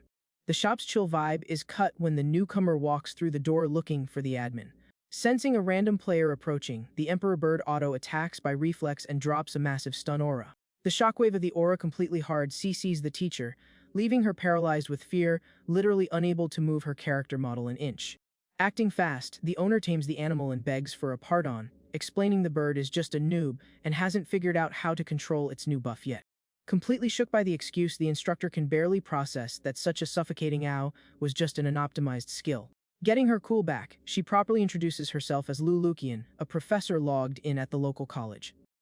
Flashing a friendly smile, the lady concludes the kid standing there could only be the famous manager Lu. The shopkeeper mentions the students are always hyping up the professor, even though he personally doesn't see her as a raid boss. Skipping the NPC dialogue, Luokian cuts to the chase and asks point blank if the kid is running a crafter build. Mildly confused by the retro slang, the merchant says the word out loud, trying to buffer the meaning of the chat.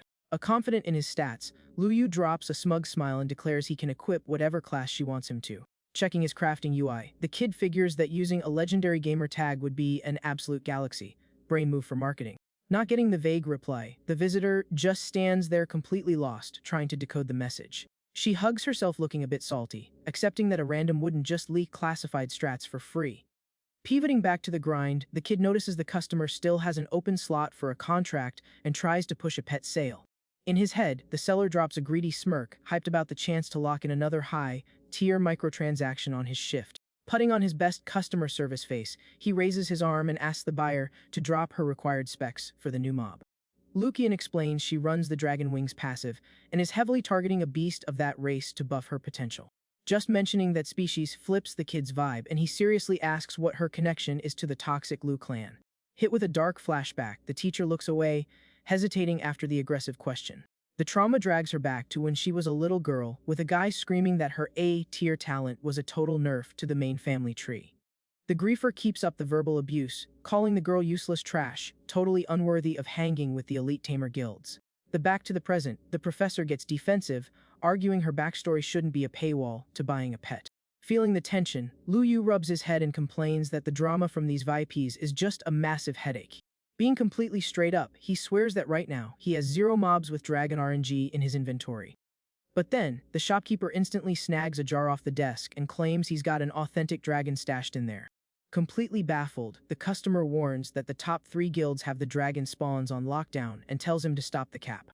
To back up his claim, the kid flexes his giant dark partner, arguing that the rich kid's monsters are absolute mid. The shock hits the visitor hard when she IDs the super rare demonic class, realizing its stats basically match the wiki's mythic tier. Putting the giant animal on standby, the owner looks back at the tiny jar, eager to flex his premium merch. Keeping up the act, he lifts the dome while the teacher tries to compute how a massive lizard hitbox could even fit in something so tiny. The lighting reveals what's inside, showing a tiny red fish just casually swimming in the water. The tilt makes Luoqian lose her mind instantly, screaming to ask if the shop owner is planning to serve the fish for dinner. Clearly annoyed by the troll move, she demands to know if he intentionally grabbed the wrong item, just to grief her patience. Sweating bullets from the rage, quit energy, Lu Yu shakes the dome and promises he selected the exact right drop. Pointing at the jar, the professor complains the creature is literally just a basic carp you'd buy at the grocery store for a few pennies. Using a mysterious tone, the kid asks if the master has ever read the ancient lore of the fish that cleared the heavenly gates. The reference makes the visitor remember the mythic questline where a water mob skins into an OP dragon after clearing that specific portal. Happy she caught the reference, the shopkeeper hypes up the visitor's trivia knowledge, saying a researcher is expected to know the deep lore. Snapping back to logic, Luoqian argues that it's just a dumb fairy tale since that portal got vaulted millennia ago. Ignoring the debunk, the merchant shows off the mystic carp glowing in his hand and confesses the little creature has the ultimate to literally summon the ancient gate itself. The master thinks the heavenly gate lore is absolute nonsense and refuses to buy into the hype. Playing it super chill, Lu Yu says the shop doesn't force microtransactions and suggests she check another server, but the visitor quick blocks him.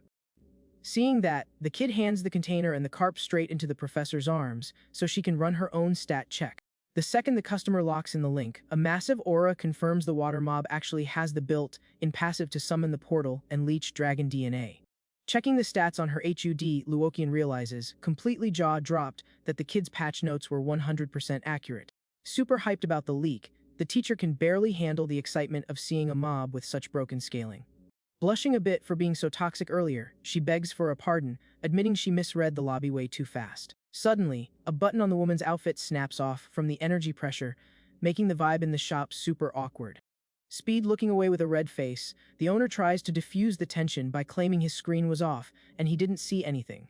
Keeping it together, the master asks if the kid could run one more quick side quest for her. The buyer mentions she has backup skins stashed in her car and asks the guy to go fetch them. Without hesitating, Lu Yu sprints out to clear the fetch quest as fast as humanly possible. On the way, the kid stresses over the nightmare of getting cancelled on the timeline over fake allegations of attacking a server VIP. Feeling relieved, he thinks to himself it was a huge W to escape the room, otherwise the teacher might have lagged and called the mods on him. Reaching the car on the sidewalk, the kid unlocks the trunk and finally spots the backpack with the clothes. Grabbing the loot tight, the seller sprints back to the shop using his sprint button. A little while later, the kid is just chilling in his chair drinking water, waiting for the customer to equip her new gear. Lucian spawns in a new outfit and drops a huge thanks for the massive carry by the manager. Being super polite, Lu Yu says it was no biggie and instantly asks if the customer has a skill tree route planned for the carp. Thinking it over, the master says her last 3 mobs mained metal, water, and wind builds. Checking the debuffs, the manager suggests running a brand new element to power, level the new pet stats. Agreeing with the strat, the buyer pulls out some rare gems loaded with lightning buffs, ready to test the meta. With eyes full of hope, the professor chucks the premium loot straight into the carp's container. The fish inhales the lightning buff instantly and starts glowing, firing off heavy static ow all around it. A massive arch of light renders in the room, proving the Golden Gate lore is literally canon. Picking up the insane ancient dragon aura leaking from the structure, Luyu's dark pet roars in hype. Annoyed by the random noise, the kid raises his arm and orders the animal to hit the mute button right now. Glaring at his flying partner, the kid tries to figure out why it's so hyped and wonders if he messed up a step in the refining minigame. Hard, focused on her pet, Luoqian tells the merchant to chill, swearing the run is flawless and he should just sit back and watch the gameplay. The room fills with electric particles as the players watch the little fish float up toward the divine gate.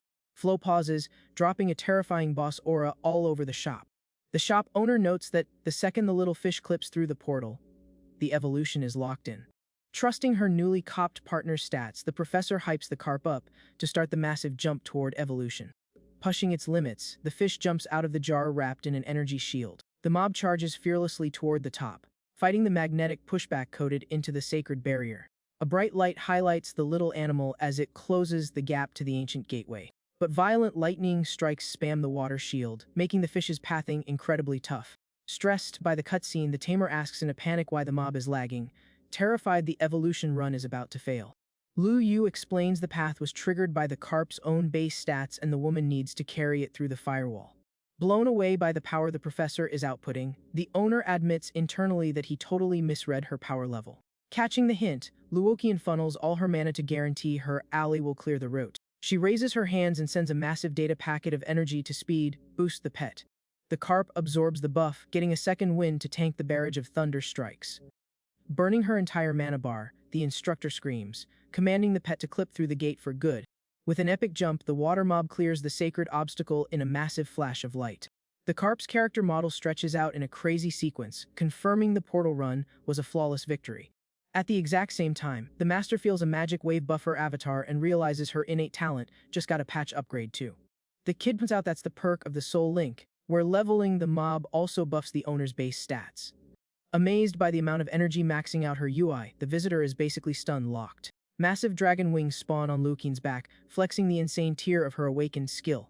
Floating above, the monstrous evolved creature roars, showing off its brand, new red electric flood dragon skin. The datamine confirms the dragon hit the Transcendent class instantly, proving to be an absolutely cracked teammate. Judging the aesthetic, the instructor notes the monster is undeniably OP, but it doesn't match the pure hitbox of the monstrous dragons. Sticking to his truthful branding, the tamer admits it's a lesser flood class, and he never advertised a different gene pool. He drops a quick lore breakdown, explaining the dragon code branches into different skill trees, like the lizard types and the snake types.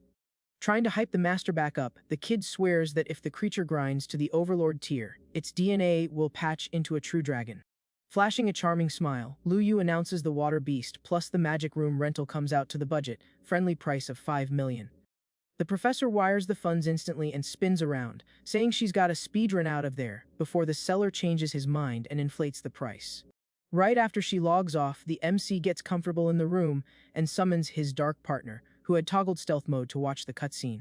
The little winged monster drops a happy roar, and the tamer asks, totally shocked, if watching the transformation just gave him enough XP to evolve too. Leeching the leftover energy, the monster downloaded a deep understanding of the old dragon's spells coded into the gate. The dark partner's eyes flash with an intense glow as it roars, flexing a brand new power cap.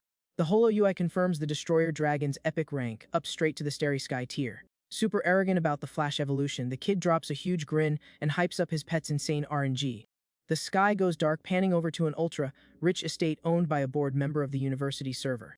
Drained from the daily grind, Luoqian chills on the couch, thinking that pulling such an authentic mob in such a basic lobby was completely unreal. A knocking sound at the door interrupts her AFK time, making the master wonder who would be at her porch at such an awkward hour. The second she turns the knob, she gets a jump scare seeing an old guy with glasses and asks in shock what the elder is doing there. The old man keeps a friendly NPC face, asking if he just ruined the instructor's well-earned downtime. Instantly, the teacher waves off the idea that it's a grief and tells her boss to log in without any formalities. Sitting in the armchair, the man starts a chat to find out how the first shift in the classroom went.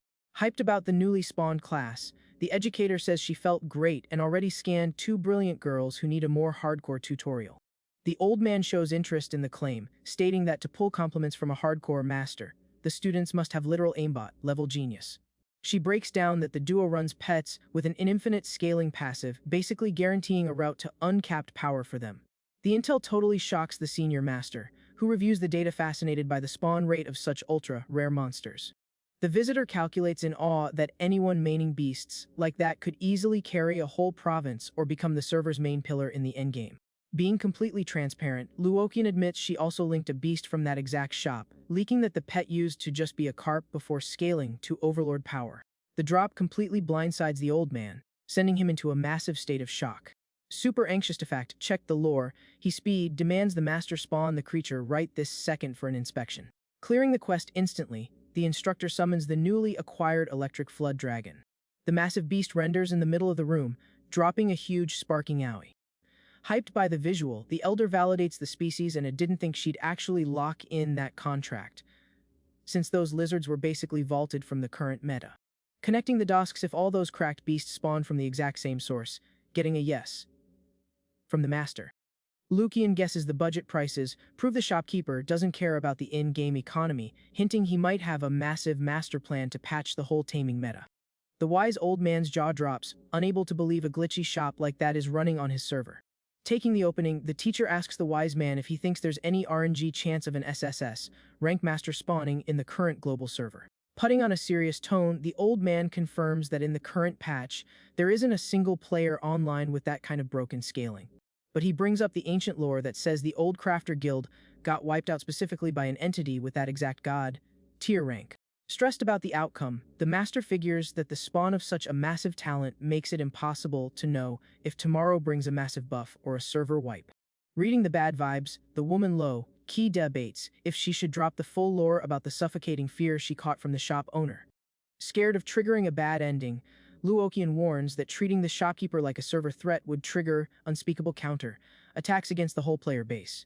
As a safe strat, she suggests the old man deploy some trusted low-level players to buy creatures from the mystery shop. The educator swears the move won't just build a solid rep with the guy, but it'll also act as a stealthy recon mission. Approving the galaxy brain strat, the old man locks in the idea and decides to boot up the quest line. The next morning, the Market Street boots up totally chill in front of the kid's shop. Inside, Luyu gets a UI notification pinging that he cleared the quest to officially secure his first HQ. Staring at his phone screen, the kid cheers that the quest will be a total breeze, since his saved-up gold easily covers buying the shop permanently. Instantly, he dials up the leader Jiang, dropping a full cash offer of 17 million to buy the property. On the line, the chubby owner rejects the bid, claiming the amount is pocket change and demands the renter wait for a face-to-face meet. The kid claps back that he already checked the local market board, swearing the neighboring shops max out at 15 million, making his offer a massive overpay. Guessing the renter is dying to secure the map, Jiang calculates he can milk way more gold out of this trade. Catching a super toxic attitude, the owner orders the shopkeeper to mute his mic and wait for him to load into the zone. Ending the call, Lu Yu pockets the phone, super tilted by the guy's infinite greed. Right then, the shop doors open and a duo of high-tier kids walks in, casually roaming the lobby. Scanning the basic map, one of the guys thinks the zone's graphics are super weird, asking his bro why the shop their relative hyped up looks like such a ruined mess. Trying to keep the vibes up, the white-haired kid theory crafts that the most OP crafters like to chill in stealth mode in basic lobbies. Noticing the new players browsing the shelves, the kid walks up and asks if they need a carry with their shopping. The blonde kid replies politely that they're hunting for starter pets and asks the NPC to summon the actual admin. Flashing a helpful NPC face, the shopkeeper announces that he is actually the guy running the server here. The duo is shook to see he's just a kid, thinking his character model looks more like a broke student grinding side quests. Being super real, the newly enrolled freshman admits that even though they belong to the college dean's bloodline, their base stats are treated like an absolute meme. Keeping up the professional script, Luyu asks the boys to drop more lore about their builds. One kid confesses he runs a B talent focused on maturation speed, while the other flexes his B tier slashing rupture, which buffs the beast's crit damage. Running the numbers, the shopkeeper realizes the duo is nerfing themselves for no reason because those passives are 100% god tier for running swarm meta creatures.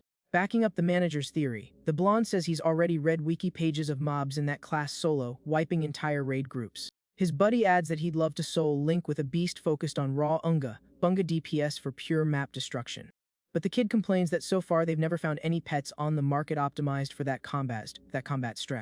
To end the debate instantly, the MC grabs two tiny glass jars and slams them on the counter with a hollow thud. Flexing the inventory, he suggests the new buyers run a high-res scan on the mobs displayed right there. Staring at the tiny vial, the blonde looks totally confused by what his screen is rendering inside the dome. Staring at the completely empty, looking counter, the two wonder where the promised horde, leading creatures could possibly be hiding. The tiny crystal jars don't give any hints that they hold any rare loot inside. Acting like it's totally normal, the shopkeeper points at the jars and tells them to turn up their rendered distance and look harder. Totally lost, the buddies lean over the counter, super curious to deep scan the item. The jump scare hits everyone when they realize the admin is literally just trying to sell them two tiny ants. Frustrated with the pitch, the blonde dude notices the bugs look pretty mid and asks if they actually have any special quirks. Keeping it 100% real, Lu Yu explains that the ants awakened a super rare, constant evolution ability known as an engine. He points out that, by following the right evolutionary path, these little beasts can shift into literally whatever their masters want. Trying to seal the deal, the manager drops the news that the evolution routes are already mapped out and calls the guys over to check the specs. The seller stretches out his hands, instantly projecting the holographic grid so the two students can take a look. Scanning the data, the friends are mind-blown when they realize the bugs can turn into god-tier creatures capable of spawning supreme-level armies. The white-haired student is hyped beyond belief, noticing his pet has the potential to tear the sky apart with insane brute force. Super stoked about the purchase, the young dudes bow to show their massive appreciation for the manager's help. Seeing the duo's hype, the MC thinks to himself that securing the growth of those little pets is the absolute best-case scenario. With a totally ambitious mindset, our guy imagines the guilds led by these pets absolutely shaking the entire world in the near future. The chill vibes of the shop are suddenly ruined by the loud ringing of the seller's phone. Grabbing the phone in a rush, the shopkeeper answers to see who is crashing his piece. Waiting out on the street, Boss Jiang announces he has arrived and demands the tenant come out to greet him right that second. Brushing the bossy attitude off, Lu Yu tells the guy to just come inside since he is busy working the counter. Getting rejected makes the landlord completely lose it, and he threatens to cancel the sale if the kid does not show up at the door to welcome him. Without even raising his voice, the manager repeats that the guy should just walk in on his own, adding that he will not say it a third time. Triggered by the disrespect, Jiang grumbles on the phone, asking if the shopkeeper really thinks he didn't do a background check on him. The owner goes full toxic, calling the kid a talentless flop who failed his exams and has zero right to act so cocky. Done with the drama, the shop owner hangs up the call and decides to step outside to put an end to this annoying side quest. Followed closely by his two customers, Lu Yu steps through the door and confronts the landlord to finalize their deal. Driven by pure greed, the man crosses his arms and declares the locked-in price is now 30 million, no cap, zero room for negotiation. Disgusted by the scam, the blonde dude gets heated and roasts the owner, pointing out the spot isn't worth a dime over 15 million. Full of himself, Jiang tilts his chin up and brags that the property is his, so he gets to make up whatever price tag he wants. Right after, the suit-wearing guy orders the kids to get lost if they are too broke to afford the buyout. Annoyed by the massive disrespect, the other student steps up, demanding to know who gave this boomer the nerve to talk to Master Lu like that. Taking control of the vibe, the young customer suggests the manager leave the trash talk to them, claiming a nobody like him isn't worth the MC's time. Lu Yu gladly accepts the carry but politely asks them to keep the noise down so they don't annoy the neighbors. Out on the sidewalk, the kid signals for their personal bodyguard who is playing escort. Thinking he has the upper hand, Jiang smirks and says calling for backup is pointless since he's a veteran martial artist, flexing that nobody there can beat him. Right on cue, the giant security guard grabs the landlord's shoulder with an iron grip, leaving the scammer completely shook. Totally ignoring the suit guy's panic, the bodyguard asks his young boss what he should do with this walking red flag. Showing absolutely zero chill, the student orders a harsh lesson so the man never forgets this moment for the rest of his life. Instantly following the command, the security guard promises the job will be done flawlessly.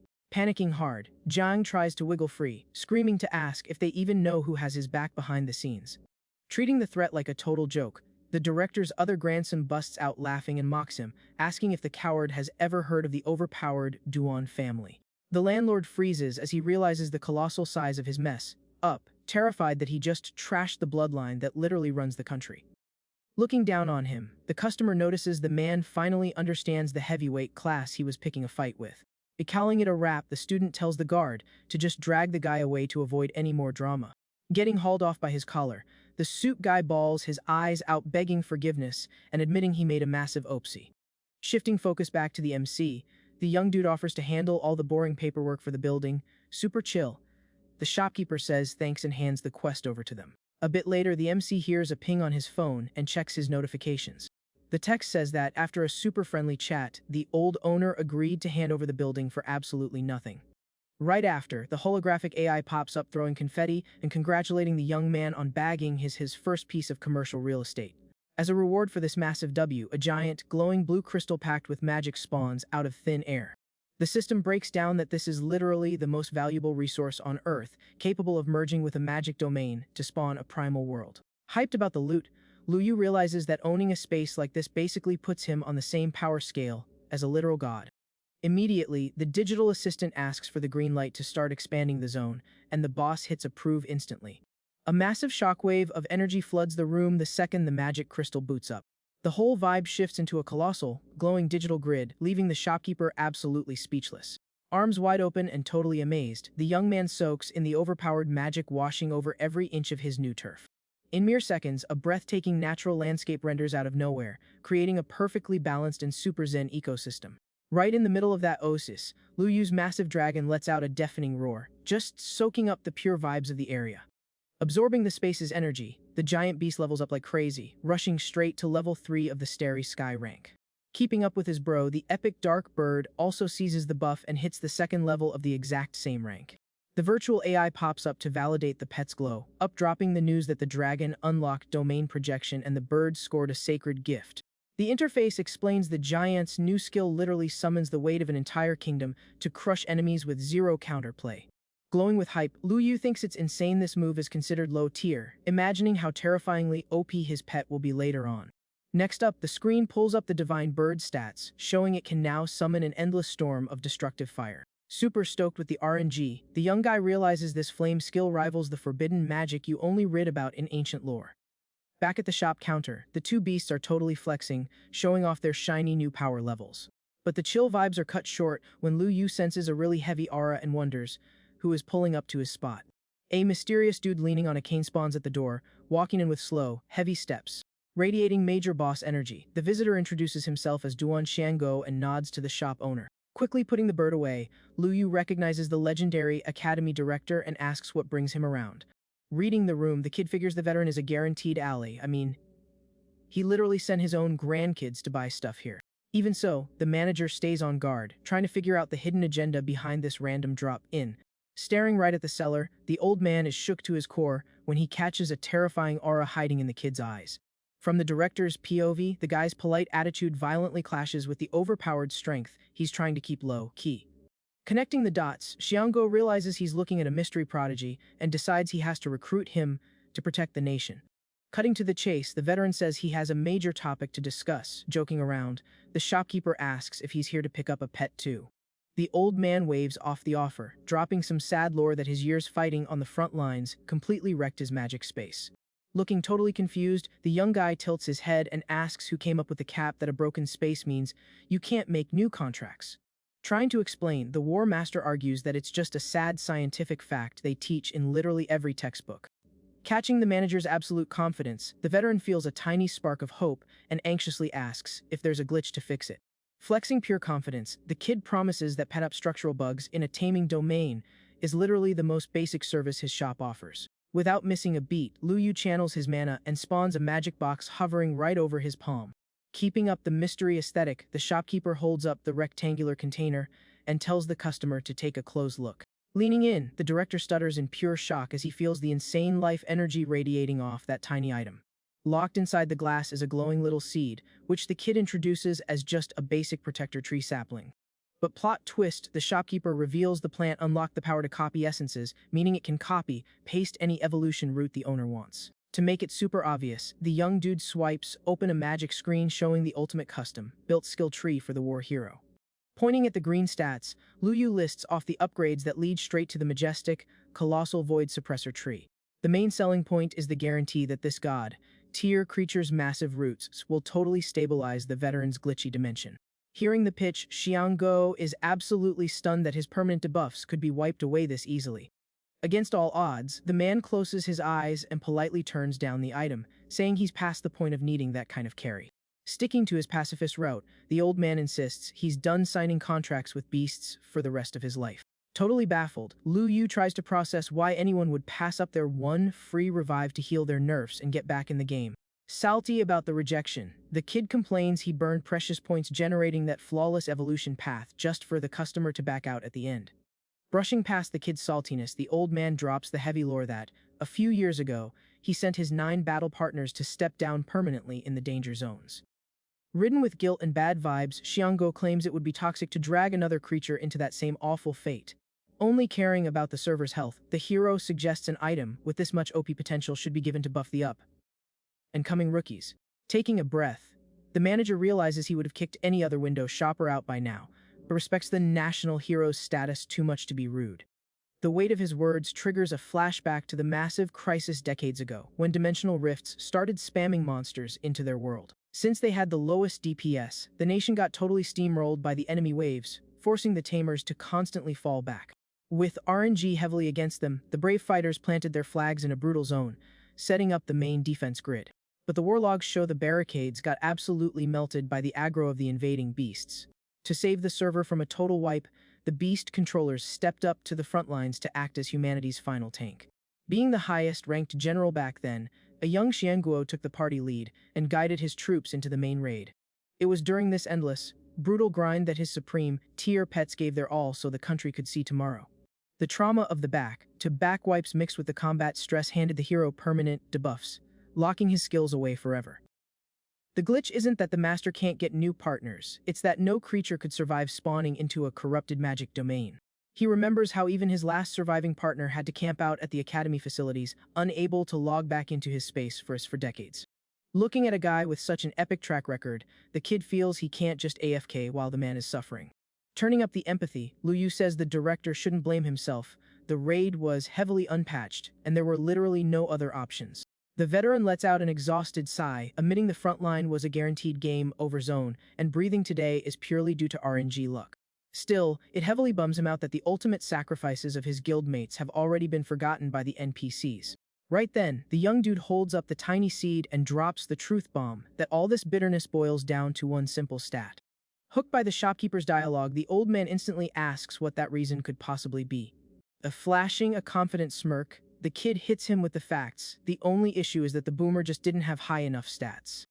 He adds that if the hero had enough DPS to terrorize the mobs, the nation wouldn't have had to lose so many players. The veteran looks down, checking his own power scaling, remembering he already hit his level cap and has zero chance to ascend further. Keeping the suspense going, the manager asks if the boomer knew that having the void suppressor tree basically turns power leveling into easy mode. The hologram projects the gigantic tree, while Lu Yu explains it has the passive to absorb dimensional energy, permanently expanding the taming space. Mind blown by the spoilers, the veteran learns that by restoring his stats, he'll finally have the power to actually protect his squad. Totally stunned by the kid's galaxy brain take, Xianggo admits his own logic has been super cloudy all these years. Completely sold, the hero decides to add the miracle seed to his inventory and asks the kid to drop the price tag. Sticking to his standard rates, the shopkeeper announces the item is basically a steal at just 3 million in cash. Right after closing the transaction, the digital assistant pops up with confetti to celebrate the boss hitting the 10 sales milestone. The glowing UI shows the achievement reward is a max-level god tier talent, officially titled Divine Spring of Life. Super hyped, the interface breaks down that this broken skill can patch up any debuff and erase any pain with a 100% success rate. Back in the shop, the veteran confirms he'll follow the manager's tutorial, leveling up the seed before locking in the final contract. Without wasting time, the old man sets the glass vial on the counter and gets ready to trigger the evolution sequence. He hovers his hand over the seed and commands the upgrade to start right that second. A massive wave of green magic blasts out of the container, flooding the lobby with insane life energy. The camera cuts to the old man's internal magic space, showing a totally glitched out zone with flames and floating chunks of debris. Both Tamers watch the glowing little seed gently float down into the dead center of that wrecked server. The moment it touches down on the shattered polygons, the seed unleashes a massive magic pulse. Thick, vibrant roots spawn in a fraction of a second, latching onto the floating terrain like grappling hooks. In a flash, a gigantic, epic tree renders in, projecting a supreme-level aura that actually manages to pause the destruction. Totally shook, Xiango stares at the god-tier creature and gets hyped over the flawless success of the craft. Not missing a beat, the veteran spams his mana and locks in the official contract with the massive plant. The connection energy zips through the glowing branches, sensing the tree's insane stats directly into the hero's system. The colossal structure blasts out an overpowered healing aura, bathing every broken pixel of the corrupted space. Pulling off a literal miracle, the thick roots start dragging the debris together, perfectly rebuilding the shattered map. Overwhelmed with the vibes, the director drops tears of joy seeing his magic domain finally back to 100% health. Loving the cinematic, Lu Yu hits the old man with a GG and says they need to load back into the shop lobby. Before the kid can walk off, the veteran throws a hand up, quickly asking him to hold on a sec. Hitting the brakes, the young dude turns his head and politely asks if there's still an active side quest to wrap up. Shooting straight, Xiango asks if the kid would be down to join the faculty roster at his taming academy. The MC finds the plot twist hilarious, remembering how just a short time ago he was a failed student, and now the head admin is sliding into his DMs with a job offer.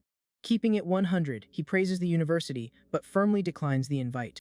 The manager flashes a smile, explaining his startup is scaling fast and going back to school would totally crash his roadmap.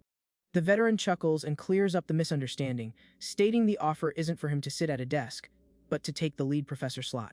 He adds that locking in a full-time professor badge involves super laggy government paperwork, so he suggests the kid start out as a temp tutor. The shopkeeper is totally floored by the pitch, knowing full well only supreme tier sweats are allowed to claim such a high-status role. Desperate to get the kid on his squad, the old man even considers offering the vice principal title if he gets rejected again. The director actually debates logging out of his career early just to hand his leadership spot over to this young goat. Mulling over the deal, Lu Yu scratches his chin, admitting the offer sounds fire, but he knows the heavy aggro that comes with being in the spotlight.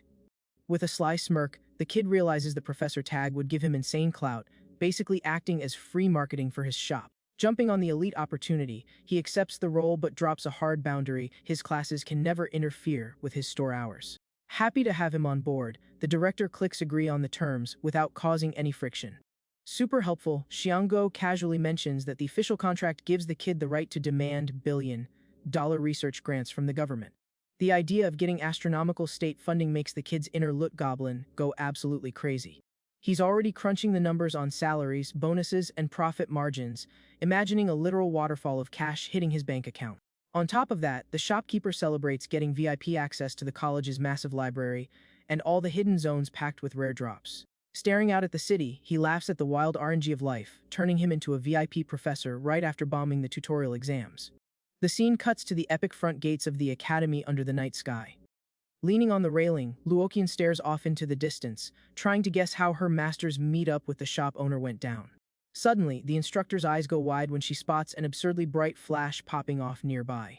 She instantly recognizes that intense glow in the courtyard is the classic animation of a pet leveling up its rank.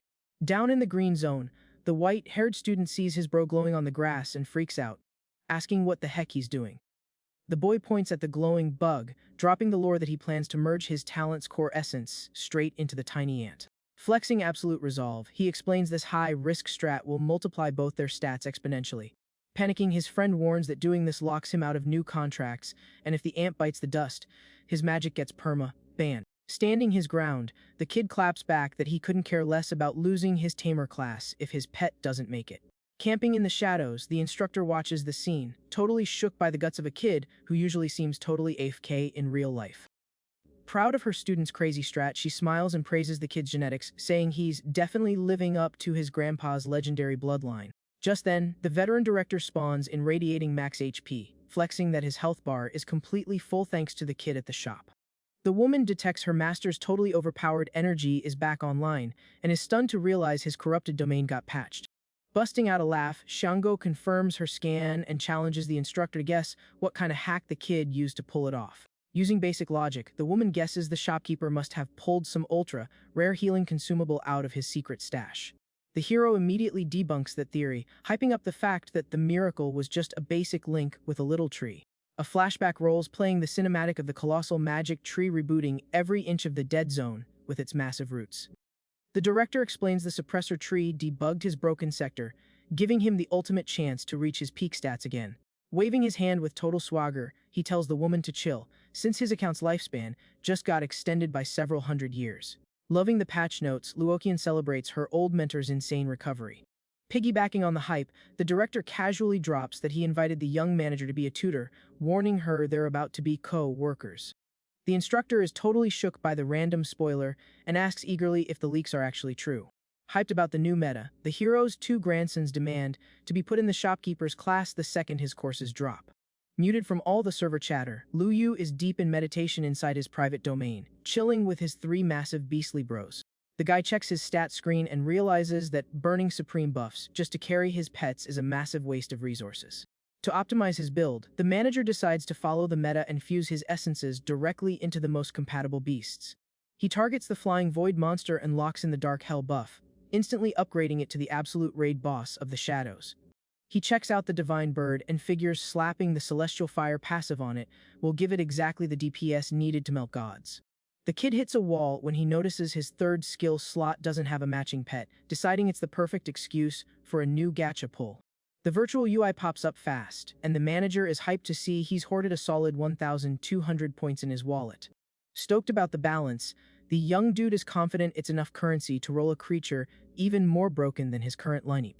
Max the strat, he filters the search for a plant-type mob, reasoning it totally synergizes with his life buff and will help tank the dimension's load. Following the prompt, the digital AI scrapes the database for all plant options listed at that exact price point.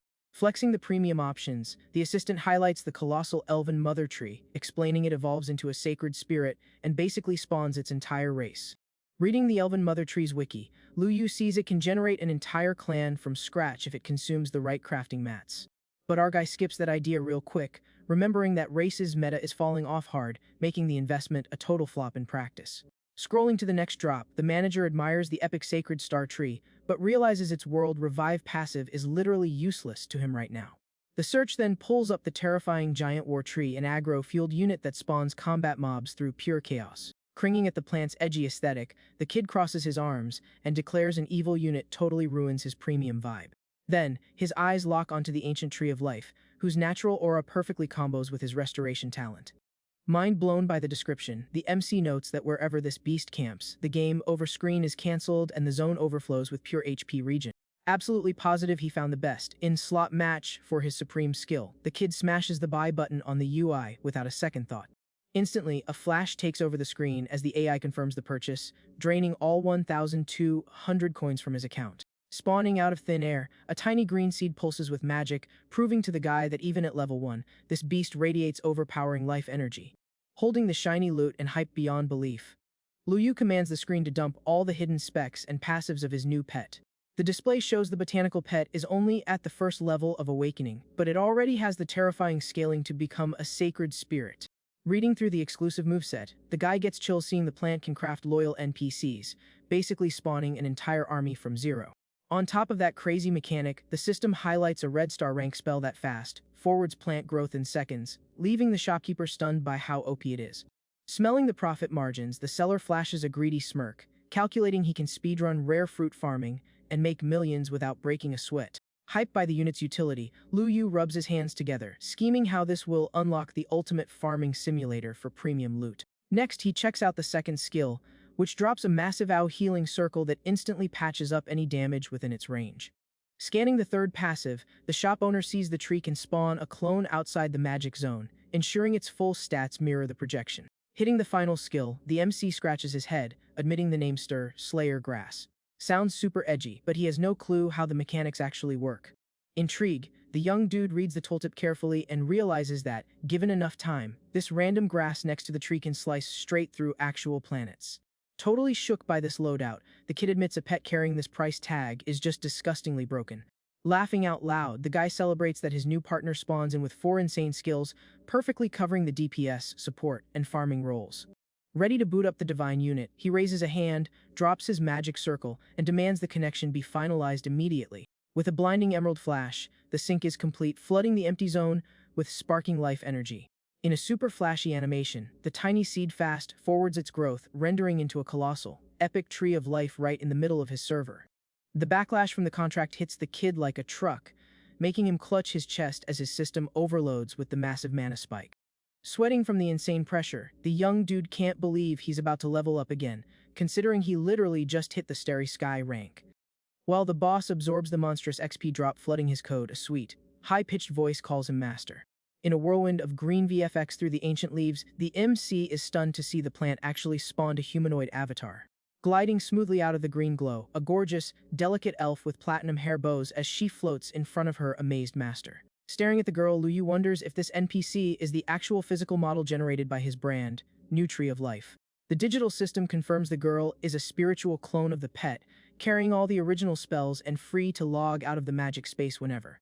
Curious, the young dude raises a hand and bluntly asks if she's the literal personification of the god, tier plant he just dropped. Super energetic, the girl confirms the theory, verifying she is the actual mythic entity the boss just summoned. Placing a hand on her chest to show respect, she tells the guy he can just call her NU from now on. The MC repeats her name, locking in the pet's new identity while giving her a super chill look. Right then, NU drops a weird request, asking the young dude to hold out a finger toward her. When their fingers tap, a tiny thread of green magic zips between them, making Lu Yu wonder if they just signed some hidden terms of service. The girl explains she's just backing up a fraction of his aura to guarantee that, if the boss ever logs out permanently, she can cast a revive on him. Mind blown by the feature, the shopkeeper asks if she can actually respawn him, but the elf drops the nerf that she won't be able to recover his 3 supreme talents. Looking super serious, and Yu adds that if he takes the revive, the guy will most likely respawn as a basic human NPC with 0 abilities. Doing the math, Lu Yu decides he'd rather skip the respawn if it deletes his buffs, since playing on ultra hard mode as a weakling isn't his vibe. But he quickly drops the serious face and decides to accept the insurance, figuring it's still a top-tier safety net for his daily grind. The kid tells his pet to get comfortable with her new stats and promises to bring her some mystic fruit seeds to farm the next day. Super hyped about her new quest, and Yu instantly agrees and accepts the boss's request with a big smile. Calling it a day, Lu Yu politely says his goodbyes and announces he's logging off from the magic dimension. Out of nowhere, the elf reaches out and grabs the hem of the MC's shirt before he can teleport away. Acting a little shy, and Yu explains she wants of her main body AFK in the magic space, while her avatar tags along with him in the real world 24/7. The manager gives it a quick thumbs up, totally chill, reminding her she's synced to the domain and has free roam permissions. Super pumped about getting the green light, the little one cheers, but shyly adds that her habits might be a bit weird, and she was worried he'd hit decline. The Tamer is heavily confused by the cryptic dialogue, wondering what exactly she meant by weird habits. Fast forward to nighttime, the MC is completely passed out in his cozy bed, until a tiny noise breaks the silence of the room. Yanking the covers back in a panic, the kid gets a massive jump scare finding the elf curled up right next to him in the exact same bed. Staring at his partner under the sheets, the manager finally connects the dots on what she meant earlier about her weird habits. Looking super sad, and Yu drops the lore that she spent millions of years completely isolated as a seed, dealing with crushing loneliness. The little one uses the puppy dog eyes, begging the boss not to kick her out of the bed, swearing she'll stay perfectly still in her zone. Hit right in the feels by her tragic backstory, Lu Yu goes soft, promising he'd never do something like that and swearing her solo Q days are officially over. Super happy with the warm welcome, and Yu gets comfy and hugs the guy's arm, finally catching some peaceful sleep. Morning renders on the horizon, lighting up the massive apartment complex where our manager bases. Inside the room, the kid wakes up completely paralyzed and out of breath, realizing the elf spent the entire night death, gripping him, nerfing his oxygen intake. Starts off chaotic as Lu Yu shoves the blanket away, looking totally drained, and complaining he can't take this debuff anymore. Pretty salty, the young dude sits up and lifts Yu by her clothes while the girl wakes up dizzy, trying to process the lag. Without hesitating, the guy marches across the room carrying his pet, who innocently asks what her boss is planning to do. He simply tosses his partner onto the couch, leaving the little one slightly stunned by the surprise yeet. The manager loses his cool, reminding her she promised to stay AFK but thrashed around so much she almost deleted his air supply. Bummed out by the scolding, Yu ducks her head and apologizes, saying the aggro hug was a total accident. Right after, the girl flashes a sweet smile and begs the kid not to be mad, promising she won't trigger that glitch again tonight. With that, Lu Yu takes a deep breath and chills out, confirming he isn't furious, and suggests they fast, travel to the magic zone to check the tree's progress. The elf celebrates the idea, literally jumping with hype, which leaves the manager feeling a bit awkward around all that morning energy. Running a hand through his hair, the shopkeeper wonders if he actually signed a contract with a magic plant or just accidentally adopted a daughter. Loading into the magic server, the render highlights the colossal mythic tree surrounded by glowing flora. The admin observes in awe that the elf already spawned Thames of the Star, Slayer Grass, and maxed them all out to Transcendent rank level 10. Checking the DPS stats, he figures that if the main plant levels up, those razor-sharp blades will also get a massive stat boost. It becomes crystal clear that anyone who thinks the tree is a pacifist is making a fatal error, considering this grass packs a terrifying attack stat. Staring at the greenery, Lu Yu is absolutely certain that even his epic dragon and the giant bird would dodge a 1v1 against those things. Nearby, purple vines covered in spikes start aggressively rendering out of the ground at insane speeds. The dark plant branches out fast, flexing a super hostile and incredibly tanky design. Hyped about the spawn, the young dude IDs the flora as the legendary 1000-star vine, famous for applying a heavy root to any target. Walking next to him, Yu drops a quick nerf noticer with her current stats. She can only farm platinum tier drops, and anything higher would take forever to craft. The boss pats the girl's head and tells her to chill, explaining that platinum diamond, or even higher, tier seeds can just be bought at the store.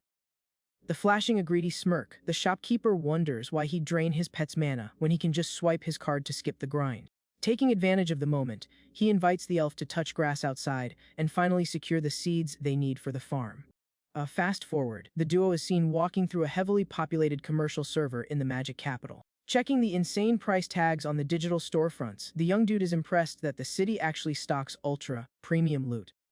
Because of the massive player count, Lu Yu tells the little one to stick close so she doesn't clip out of bounds in the crowd. They decide to enter a high-end luxury shop that exclusively sells magic and spiritual flora. Scanning the inventory, the kid notices basic seeds are dirt cheap, but fully rendered plants cost literal millions. Running the numbers, he realizes the crazy price gap is because of the massive RNG failure rate and the insane difficulty of the normal farming minigame. The manager flashes a huge smile, remembering his partner's supreme talents literally hacked the failure rate down to 0%. Knowing exactly what his build needs, he walks up to the NPC and orders 1,000 assorted seeds of the hardest species, focusing heavily on dark and fire passives. To top off the premium haul, Lu Yu asks for another 100 copies of the mythic Hell Tree and Purgatory Tree. The shop owner, a chubby guy in a suit, flashes a friendly NPC smile and asks the young man to wait a sec. After calculating the cart, the boss announces the total is over 32 million, but says he'll round down the bill to do the kid a solid. Knowing the server rules, Lu Yu asks if it's true that Magic Academy professors unlock massive discount codes at this joint. The owner instantly confirms the feature, asking the kid to flash his staff badge so the system can apply the promo. Without skipping a beat, our MC hands his university ID straight to the man. The boss takes the card and heads to the terminal to authenticate the credentials. The computer scans the card in the blink of an eye, verifying his ID and knocking a massive 50% off the total bill. Totally mind blown by the brutal price slash, the shop owner figures the kid standing there must be a top-tier sweat to have such an OP perk at his age. Flexing hard, Yu clings to her master and agrees with the cashier, hyping up the shop owner as literally the most goated guy ever. Keeping up his chat energy, the manager just waves his badge and tells the guy to run the transaction already. While waiting for the load screen, the young dude is amazed at how insanely fast Director Duan updated his permissions in the government server. Suddenly, the elf tugs the Tamer's shirt and whispers, super hyped, that her radar pinged the aura of a high-value amethyst, rank seed. The random pop-up grabs Lu Yu's attention, and he leans in curious to hear about the hidden drop. Taking the lead, Yu points at the store's back room, highlighting the exact coordinates where the forgotten loot is chilling. Digging through some dusty crates, the little one grabs a few shriveled-looking items and cheers for finally securing the drop. She sprints back to the counter full of hype and asks the cashier how much for those weird-looking seeds. The chubby guy stares at the girl's hands, totally confused, asking if she actually wants to keep that garbage, since he was about to toss it in the trash bin. With an infectious smile, the little pet insists she absolutely wants to add the seeds to her inventory. Being totally transparent, the shop owner explains that, even though they belong to the legendary deep, space fruit tree of amethyst rank, the life essence in all three items completely evaporated, turning the seeds into dry shells with 0 stats for normal farming. Since they have literally no market value, the boss throws his hands up and decides to just gift the seeds to the girl as a freebie. The random act of kindness makes Yu jump for joy, showing massive appreciation for the free loot. Walking back to his base, the manager hypes up his partner for her insane RNG, pulling diamond tier items for 0 cost. They log back into the peaceful instance of the manager's taming space to start their farming grind on the lawn. Super pumped, Lu Yu yeets all the purchased seeds onto the dirt at once, announcing it's finally planting time. The second they hit the magic terrain, the sprouts start rendering at impossible speeds, hard, carried by the elf's supreme buff. Amazed by the epic garden that spawned in a flash, the kid sighs in relief, knowing he'll soon have endless mystic fruits on tap thanks to his partner's OP hacks. With the loot farm secured, he realizes he won't have to burn millions of credits anymore just to feed the dark dragon and the majestic divine bird. Back at the counter in his own shop, the kid snaps out of his AFK daydream when he hears someone shouting at the door. Startled by the random audio cue, Lu Yu looks at the entrance, wondering if an actual player finally showed up. A skinny dude with glasses walks in, loudly broadcasting to the room that he just unlocked his magic talent. Going all in, the visitor swears that if he finds his best slot beast here, he'd literally sell his house to cover the fee. Stoked about the chance to score some easy XP in cash, the shopkeeper walks up to the guy, welcoming him to the server. The customer scans the attendant's low-level appearance and asks, kinda skeptical, if he's actually the admin of the place. Staying completely in character, the manager confirms he's the boss and politely asks what kind of build the guy is going for. The skinny kid explains he rolled a rank C magic arts skill and wants to lock in a pet strictly from the plant or life category. Without missing a beat, Lu Yu promises he has the absolute perfect unit for him and spawns a small glass jar right in his hands.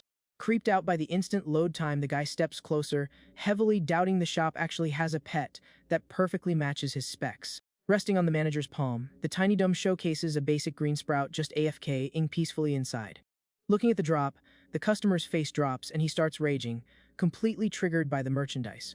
He points a finger furiously, accusing the manager of trying to scam him with a basic willow branch you could literally pick up anywhere. Keeping his chill expression locked, the seller ignores the rage, quit energy, and breaks down that the plant has a growth passive called blood refinement. Trying to justify the premium cost, the young dude explains the pet can absorb the DNA of other mobs, letting the user literally craft the most flawless evolution tree possible. The tooltip instantly changes the buyer's mood. He crosses his arms, super curious about a scaling mechanic he's never even heard of. Not wanting to waste time running a full tutorial, Lu Yu warns he's not here to host a masterclass and tells the guy to log out if he's not buying. Triggered by the seller's toxic attitude, the skinny dude yells that the 3 million price tag is a straight-up scam and threatens to report the shop to the Tamers Association. Clapping back at the aggro, the massive dark dragon spawns in, dropping a terrifying roar right behind its owner. The intimidation debuff makes the guy back up in pure panic, though he tries to mask his fear by claiming the flashy VFX won't work on him. Failing to keep his tough guy act, the suit-wearing kid Speed runs out the glass door, swearing the manager is going to get banned.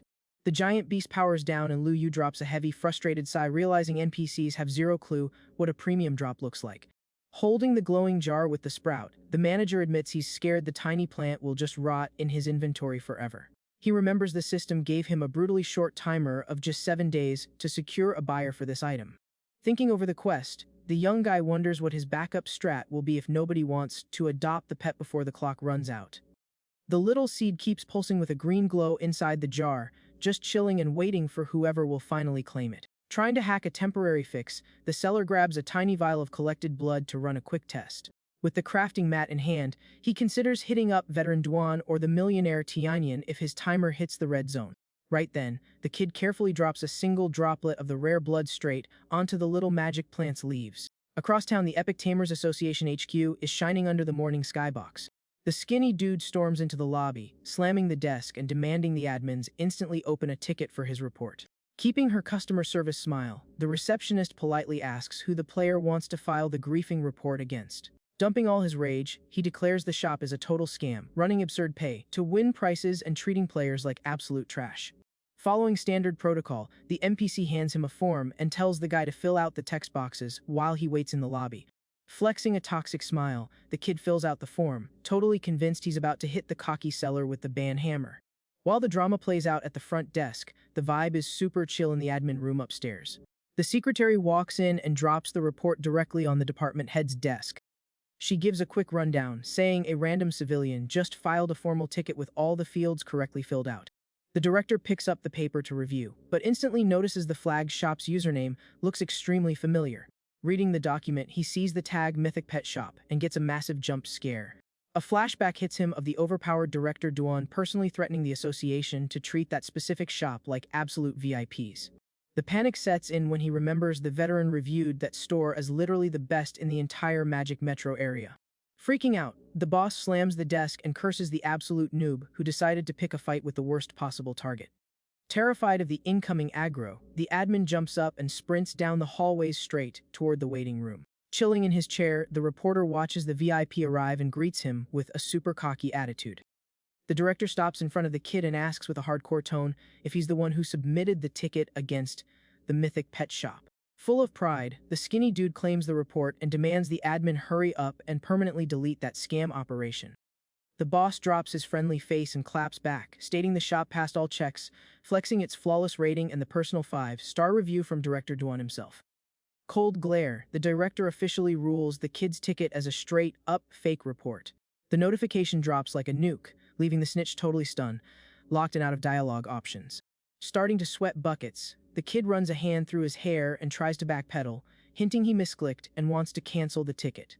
Pointing a finger right in the kid's face, the boss warns that fake reporting equals jail time, but decides to let him off with a warning, promising a perma ban if he ever tries this garbage again.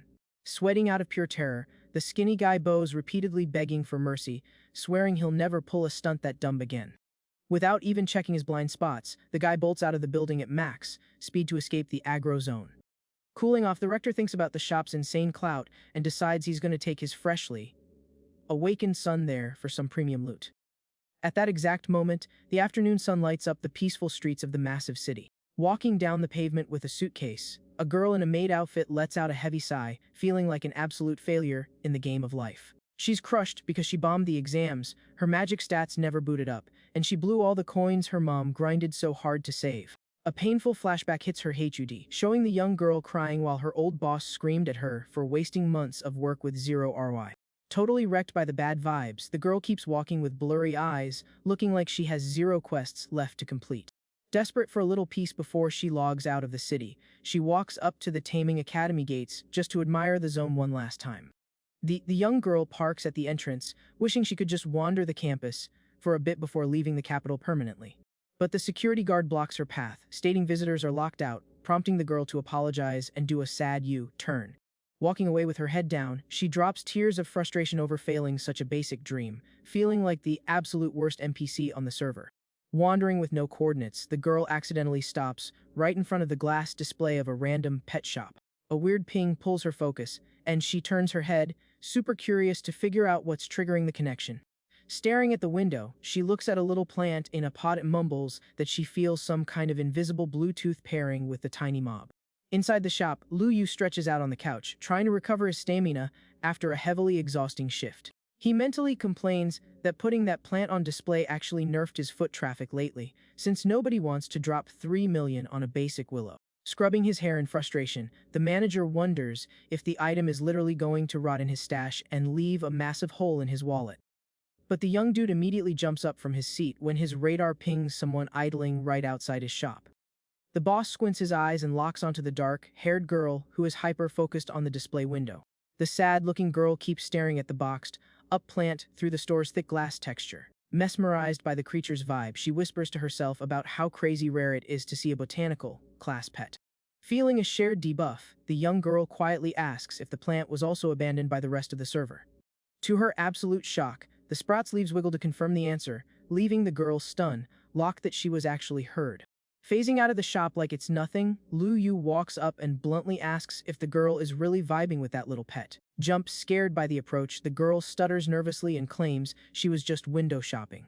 Being super wholesome, the young guy introduces himself as the server admin and says he can bypass the rules so she can pet the little beast. With her eyes practically glowing, she asks, super hyped, if he'd really let her interact with the creature. The duo stand side by side as the seller flexes the glass jar for the interested girl. A warm, vibrant red aura starts pulsing off the tiny magic creature's leaves. Feeling the magic hit, the girl flashes an infectious smile and notices the weak Bluetooth pairing from before is now a max bar connection. Watching the cinematic unfold, Lu Yu realizes, totally shook, that the girl has a completely busted synergy stat with the plant pet. Hyper-fixated on the pet's animations, she asks the shopkeeper if the willow is trying to send him a message. With a smug smile, the manager decodes the creature's ping and admits the plant is literally begging to link up with her. In his head, the guy celebrates his big brain read, realizing he just found the absolute best in-slot owner for this item. To lock in the sync, he suggests the girl drop just one tiny pixel of her blood onto the plant. The girl panics and waves her hands, declining the prompt, terrified that her loser tier blood will glitch the animal and ruin his premium merch. Pointing at his own chest like a boss, the shopkeeper declares he makes the rules here and commands the girl to run the test. Taking the miracle RNG, the girl agrees to the trial and lightly bites her finger to get the requested blood drop. The second the blood hits the texture, the magic plant reacts by draining the energy and starts glowing with insane brightness. Enchanted by the VFX, the girl drops a massive smile as she sees the little beast actually buffed up from her touch. Spotting the W, Luyu tells the girl she has a flawless sync rate with the willow and asks if she doesn't want to buy the pet. But her smile gets instantly cancelled, and she drops her head sadly, admitting she has exactly 0 coins in her inventory. Feeling like total garbage, she adds she never managed to boot up her powers, making it impossible to sign any magic contracts. Keeping his chill aura, the guy waves it off, saying the cash is just a minor detail, and sarcastically asks if she is 100% sure she has 0 talents. The girl looks up, completely lost, having no clue what the manager's random dialogue option means. In a flash, the tiny sprout starts vibrating with a blinding scarlet light shooting laser beams of energy inside the jar. Spooked by the animal's sudden aggro spike, the customer freezes, totally clueless about the event that's triggering. A colossal blast of red energy explodes with 0 warning, swallowing the girl in a literal hurricane of pure magic power. A glowing decal spawns on her forehead as the divine energy confirms she just unlocked the legendary rank S talent called True Blood. The buff is so overpowered that she grabs her face in disbelief, feeling the brand new mana flowing through her character model. Hyped about the successful pull, the manager drops a huge smile, confirming the girl finally activated her hidden skill tree. Luyu explains the willow basically debugged her bloodline because it scanned her high potential, asking the girl not to let the little guy down. Tearing up, the girl bows to show her thanks, admitting this is the first time any player has ever bet on her stats. Hyped up by an unknown buff of willpower, the girl announces she wants to lock in the contract right this second. Super embarrassed, she holds out the few crumpled bills and coins she has, crying that this is her entire net worth. The young dude raises his hand to pause the transaction, reminding her the beast costs 3 million, but offers to spot her the cash so they can seal the deal. Hearing that ridiculous price tag, the girl nearly disconnects and starts crying, asking how the heck she is supposed to pay off that massive debt. Perfect comedic timing, the shop owner points a finger and invites the girl to join his guild, mentioning he was actually looking to hire an NPC attendant anyway. Crying happy tears, she instantly clicks accept and swears she will grind super hard, doing literally any daily quest the boss assigns. Flashing a thumbs up, Luyu makes it official that the girl is now a verified employee of the server. Right at that frame, the virtual UI pops up throwing a party because the master hired his first sidekick and drops a random red star rank loot box. The kid celebrates the W by clenching his fists, totally hyped that he just scored another absolutely broken reward. The hologram reveals the drop is the mythic True Dragon Origin Blood, an item that can debug any beast and upgrade it into a primal unit if consumed. Scanning the item's rarity, the guy's eyes go wide, remembering this kind of loot is only mentioned in endgame lore and has never dropped on the market. The lore says that just 1 pixel of this mystic resource allowed the nation's divine raid boss to break its level cap and hit the sacred tier back in the day. Looking ahead, the kid visualizes his massive dragon munching the item and calculates the pet will hit an unscalable power level. Pulling the guy out of his menu screen, the new assistant pings him, innocently asking what her first daily task will be. Snapping back to reality, the boss tells the girl to go run a fetch quest for groceries, adding she'll earn XP and commission for every sale she pulls off. Super hyped about her new job, the girl skips toward the market, humming happily as she goes to complete her first objective. Back inside the shop lobby, the tiny elf in Yu hovers in the air and calls out to her favorite admin. Using telekinesis to carry the items, the partner reports she brewed the tea using the 1000-star vine exactly how the manager programmed it. Super dedicated, she places the steaming cup down so the shop owner can run a taste test. The guy takes the cup and takes a long sip to review the consumables farmed in his own private instance. Blown away by the buff, Luyu blushes slightly, hyping up the tea's magic stats and joking that no premium pay to win drink even comes close. Just then, the glass door is pushed open and the new helper walks in carrying several heavy loot bags, announcing she has spawned back. The shopkeeper thanks the elf for the carry and asks her to store the items in the back, while the new girl watches the cinematic frozen in pure shock. Walking up to the counter with her bags, the girl can't hold back her curiosity and asks who the heck that floating mini NPC is. Totally chill, Lu Yu introduces Yu as one of his pets and commands the employee to treat her like a high-level senior from now on. He adds the lore that, despite her tiny hitbox, the elf is actually a millennium-old botanical boss, which totally justifies the respect. Clasping her hands, the girl is amazed and comments that humanoid model pets are just overwhelmingly cute. Once the jump scare fades, the boss announces that tomorrow he's logging in for his new gig as an academy professor, handing admin rights for the shop over to the two of them. The assistant's jaw drops, pointing out the guy is way too young to be an academy master, highlighting that she couldn't even bypass the campus firewall. To balance it out, she thumps her chest and swears with absolute confidence that she'll run the shop flawlessly while he's AFK.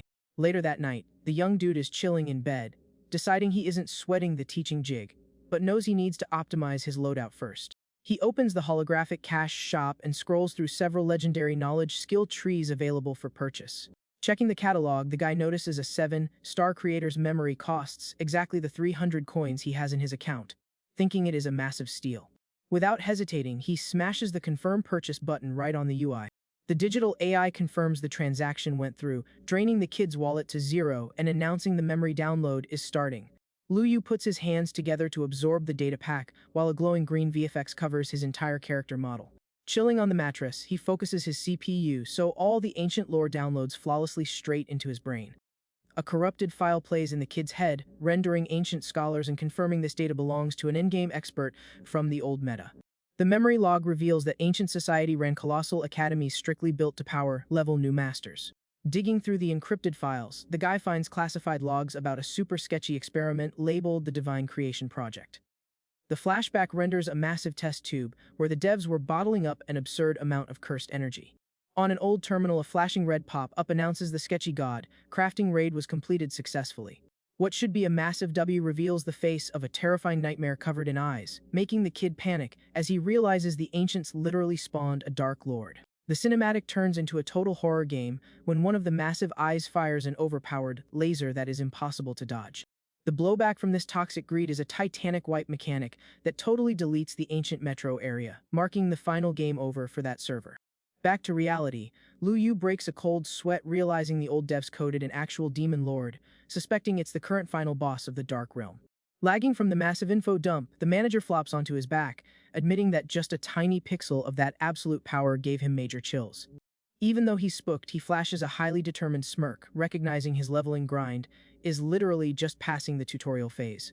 The sun boots up, loading another day on the quiet sidewalk outside the Mythic pet shop. The shop owner and the tiny elf walk toward the university, while he waves bye to the attendant, telling her to hold down the fort. Right in the middle of the street, the young dude enters combat stance and summons his terrifying black flame dragon to spawn in. A massive explosion of crimson fire erupts on the pavement as the winged raid boss clips out of the master's private dimension. The gigantic destructive creature drops a colossal roar, flexing its massive hitbox under the morning skybox. The beast's overpowered aura triggers a wind blast that hits the employee at the shop, leaving her stunned, locked by her boss's surreal stats. The camera cuts to the epic render of the Taming University in the Magic City during the morning cycle. In the crowded hallways, the server chat is going crazy over the devs hiring a tutor who is only 18 years old. Two dudes are chatting in the open zone, and one of them leaks a rumor that the noob must be related to the admin to score such high perms. Dripping with salt, a guy with a bowl cut drops a sarcastic smirk, guessing the rookie only logged in to waste time. The toxic vibe spreads to the staff room too, where a professor talks trash, claiming the new tutor is a total bot who only got hired through pay to win connections. Professor Lukian smiles super chill, while checking her datapad and claps back that she knows exactly who the kid is, confirming he's got massive rids and is arguably the most OP tamer in their entire bracket. Shook by his co-worker's review, the guy with glasses realizes Luokian has always been a hardcore critic and has literally never hyped anyone up this much. Sold by the woman's confidence, the dude agrees he needs to spectate the tutorial run to see if he can copy any new strats. A bit awkward, the professor quickly asks her colleague to mute the friendly nicknames when the rookie is around, terrified of triggering a misunderstanding. The random request hits the master like a truck, leaving him muted as he tries to calculate what kind of Chad has the melt his hardcore co-worker like that. Over in the dorms, the rumors are blazing among the player base about the new tutor being the biggest update the school has seen. In one of the rooms, a blue-haired kid asks his bro Shu if he isn't curious to scan the stats of a professor who's literally in their exact age bracket. Without breaking eye contact with his lore book, the brunette kid claps back sharply that he doesn't give a single rip about mid-tier players. Back in his bro's toxic energy, the blue-haired kid hypes up that Shu unlocked 2 rank S talents at 6 years old, and was already soloing transcendent tier dragons by the time he was 8 years old. Leaning forward, he claims it makes 0 sense for an absolute god gamer to waste time on some basic tutorial class. Having 0 patience for the simp behavior, the student's face drops and he asks with a threatening tone if his buddy has anything else to spam in the chat. Realizing he pushed the aggro too far, the kid backs away sweating cold and says he's logging off so he doesn't ruin the vibe anymore. Isolated in his room, the millionaire try-hard makes it crystal clear he's only focused on grinding his own XP goals. Ancient patch notes, he gets super salty that he can't bypass the firewall to unlock the dragon language magic hidden inside the book. In another zone of the academy, a massive mob of students piles into the colossal auditorium mapped for the taming tutorial showcase. Impressed by the graphics, a student notes the school unlocked a lobby that only the most premium masters ever get permissions to use. Scanning the crowd, the players whisper in shock when they spot the popular duo Nianyan and Ruoyan actually joining the lobby. The camera pans to the Luo hair, Master Tianyan, who's just chilling in his seat waiting for the queue to pop.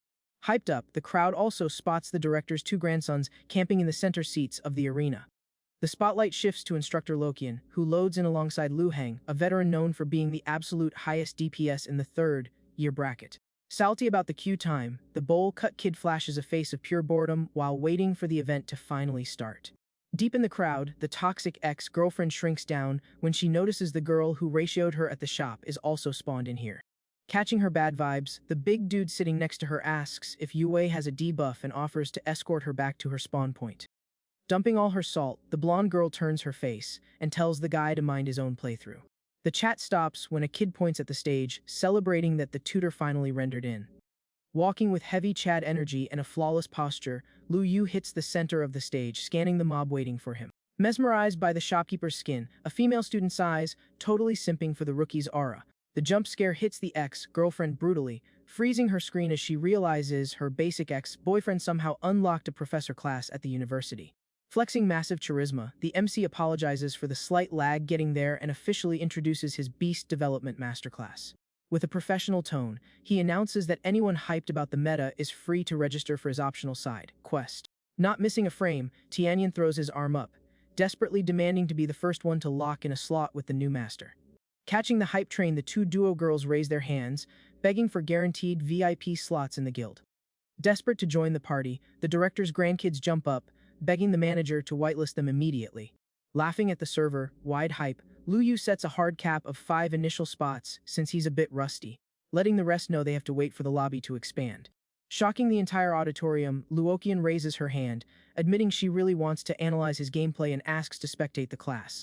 The chat goes completely wild over the request, remembering the professor is the admin's perfect student and has literally never cared about anyone else's streams.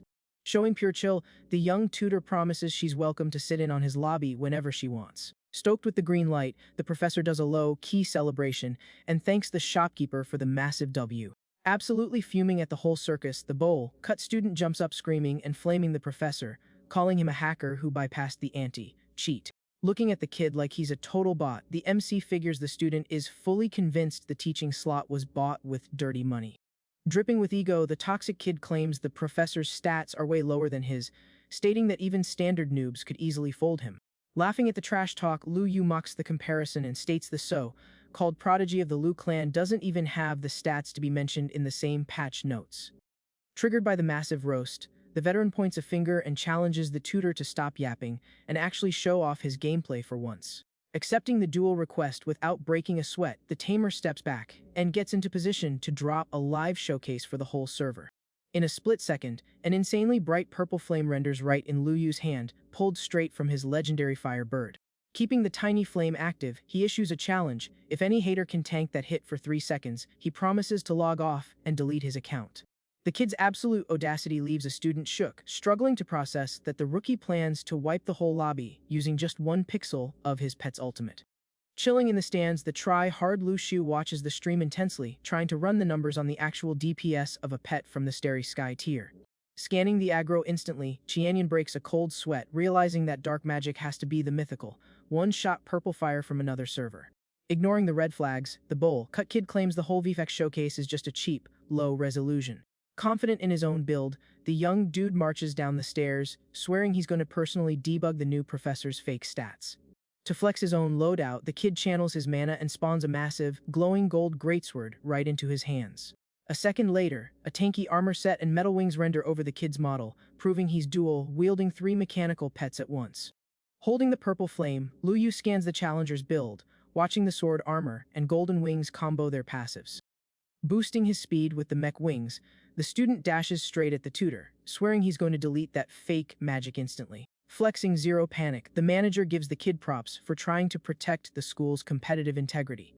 But the Tamer's tone shifts, and he drops a roast that the kid's CPU is just too slow to be making such risky plays. Consumed by rage, the veteran raises his heavy blade and spams his attack button, screaming that the professor is way too cocky.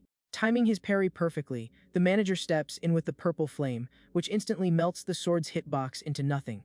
The brutal auto-block jump scares the young guy, leaving him terrified because he literally cannot process the code behind that magic. Due to the extreme heat damage, the sword shatters into countless glowing polygons that scatter everywhere, completely canceling his DPS output. Unable to tank the knockback, the veteran gets yeeted brutally backward and screams in pure panic. The kid hits the floor, sliding across the stage while stuttering in pure shock at how fast his premium pay-to-win gear got wiped. Asserting dominance, the tutor warns the stream isn't over yet and tells the kid to tank the true DPS of that purple magic. With just a flick of his finger, the flame is launched right at the student, who starts screaming for the admin to cancel the spell immediately. Frozen by the fear of getting his character deleted, the student watches the divine fire close in and realizes his dodge roll is completely useless here. In an insane explosion, the purple fire completely engulfs the kid's model, making him scream for mercy so he doesn't turn to dust. Taking massive tick damage, he cries and admits he threw super hard by doubting the new tutor's broken stats. Having completed the objective, Lu Yu snaps his fingers to recall the magic, reminding everyone he'd never actually try to unalive a student on stream. Keeping the spark alive in his palm, the Tamer sarcastically asks how anyone could be dumb enough to think he'd drop a fatal finisher right in the middle of a classroom. Totally ratioed, the veteran drops to his knees wearing nothing but his base layer skins, since his armor got totally melted by the blast. Shaking uncontrollably from the trauma and extreme embarrassment, the kid's dialogue system is basically broken. The impact of such a humiliating wipe crashes the kid's mental CPU, causing him to disconnect and pass out right on the floor. Staring at the AFK kid, a sweat drop renders on the shopkeeper's face, thinking it's pathetic that a player in the Scorching Sun rank has such a low mental stat. The whole lobby is stunned, locked in pure terror from the cinematic, whispering that even max-level tanks would get deleted by that tier of magic. Breaking the tension, the tiny Anu spawns flying next to her master and sweetly asks if he wants her to pop a heal on the downed player. Super chill, the tutor tells the elf the patch isn't needed since the kid isn't glitching out, he's literally just built weak. Glancing at the spectating instructor, Lu Yu asks him to drag the AF kid to the medbay, because the tutorial has to keep rolling. The other master gets extremely triggered by the request, internally raging that the kid treats him like a literal server janitor. Taking the lobby leader role back, the MC shoots a challenging glare at the crowd and asks if anyone else thinks they have the stats to try their luck. A dead silence takes over the massive room, making it crystal clear that absolutely nobody wants to catch the new professor's aggro. Seeing the chat has quieted down, Lu Yu patiently announces that, minus the lag spike, the main event is finally starting. A redhead student raises her hand, curious why he mains the crafting class when his DPS is so broken, hinting he should be running combat tutorials instead. Totally relaxed, the shopkeeper breaks down the meta, explaining that combat stats depend 100% on an optimized pet build, making crafting the core mechanic of the entire game. Up in the stands, Nianian tells her duo that the flex of power just made half the girls simp for the manager and instantly converted all the haters. The masterclass moves forward with the entire auditorium glued to their screens, hypnotized by the new tutor's deep dive lore. Pacing the stage, Lu Yu announces they are hitting the endgame of the stream and says he'll pull 2 viewers for a live stress test before logging off. Instantly, a massive wave of hands shoots up across the room, with players desperate to get picked for the beta test. Ignoring the spam, the tutor scans the seats and specifically calls out his friends Nianian and Royan to come down to the center stage. The duo jumps out of their seats, hyping up their massive RNG luck for securing the spots. Ruining the vibe, a salty student complains that the admin should have picked someone else, since the girls, Butterfly and Slime can't level up unless their tamers grind their own levels first. The jumping on the hate train, another guy stands up and demands the professor carry his pet instead of wasting server time on the girls. The shop guy tells the chat to chill out, saying they are rushing the content way too fast. Flashing a smug smirk, the shopkeeper asks if the lobby actually believes the Butterfly and the Slime have already hit their hard level cap. The redhead girl says yes, dropping the wiki knowledge that it's a hard-coded rule that pets of Awakening, tamers can only scale up to the max limit of that specific bracket. Cutting off the debate, Luyu swears her info is outdated, hyping up that the crafting market has infinite potential, and step 1 to going pro is deleting those mental skill caps. Out of nowhere, the veteran director walks down the aisle spamming the clap emote, totally amazed by the kid's hype speech. The boomer hero laughs and drops a comment that he also thinks breaking past your own paywalls is a super fire concept. The War Master spawn in Jump scares the class, leaving them shook that the head admin of the university actually pulled up to spectate the rookie stream close up. Parking next to the crafting table, the old man unlocks a briefcase of crystals and asks why the manager is using literal bronze and black iron trash drops when premium mats exist. Watching the interaction, a student in the crowd is completely baffled, wondering if the master actually plans to buff the pets using such garbage, tier loot. Holding a basic magic stone, the shopkeeper states with zero tilt that these are, mathematically, the lowest tier drops on the market. However, he swears with a hyper-focused glare that these basic materials are the absolute best, in slot choice for the current patch of the Slime and the Magic Butterfly. The small crystals chill on the desk, waiting for the cinematic quick time event to start. The master guides the duo to mix the mats using the exact maxed ratios he dropped, telling them to process it in their internal space to buff the beasts. Super focused, the girls activate their skills while Nianyan tells her duo to ignore the lag and follow the tutor's walkthrough blindly. The second they absorb the refined XP, the tiny butterfly and the water slime blast a blinding light right in the center of the arena. The redhead student's eyes go wide, literally unable to process the broken glitch happening right in front of her. The creatures shatter their racial level caps and instantly hit the highly coveted level 1 of the transcendent tier. The kid who called out the strat drops his jaw, wondering how a basic crafting loop triggered such an impossible stat boost. Connecting the lore, the student remembers the leaks about ancient devs turning trash into pure DPS and starts suspecting the manager is the heir to that band's skill tree. Mind blown, the director notes that the level cap set in stone for thousands of years just got completely bypassed by the rookie, an event that totally breaks the game's engine. The young guy checks the post-crafting stats with a chill stance and tells the server that nothing in the game is locked behind impossible walls. He adds that if you min-max your farming strat, not only does the pet level up, but the tamer also gets a massive XP share, just as the two girls start radiating brand new magic auras. The live miracle leaves the entire chat going crazy, completely hypnotized by the sheer scale of that next-gen magic. Taking mental notes, the old man plans to book to carry his own pet once his domain is patched, daydreaming about finally hitting the overlord rank. Bursting with gratitude, Nianyan cheers and praises the guy for helping them bypass the paywall and leaking the secret crafting recipe. Shooting a friendly wink, the shopkeeper tells them to mute their mix and warns that the evolution strat stays purely private. The blue-haired girl instantly blushes, totally charmed by her new instructor's absurdly high riz. Ruyan stares at her majestic butterfly gliding smoothly around her, filled with an unmatched sense of pride for her partner. The master turns to the student and gives props on the tiny bug's glow, up into the legendary lunar butterfly form, stressing it was a top-tier evolution rote. Pointing at the pet, the tutor advises the girl to grind its stats with heavy caution, letting her know he expects some crazy DPS numbers from the bug later on. With her eyes practically burning with focus, the girl clenches her fists and swears she will follow his walkthrough down to the last pixel. Keeping it totally transparent, the guy explains he only carried them because seeing them hard, stuck at level 10, was triggering his OCD, since they are his paying customers. Looking to boost his shop's ROI, he mentions that breaking the transcendent cap in the first year unlocks massive cash rewards, and suggests they dump that loot on a second pet at his store. Internally, the manager scratches the back of his neck, admitting he blew a ton of mana on this tutorial just to try and pump up his store's analytics a little bit. Satisfied with the stream's finale, the MC officially ends the showcase and tells the lobby they are free to log off.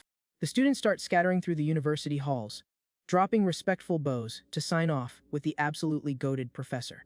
The manager waves back, hoping they queue up again next time, while his toxic ex-girlfriend stares at him from afar without dropping a single line of dialogue.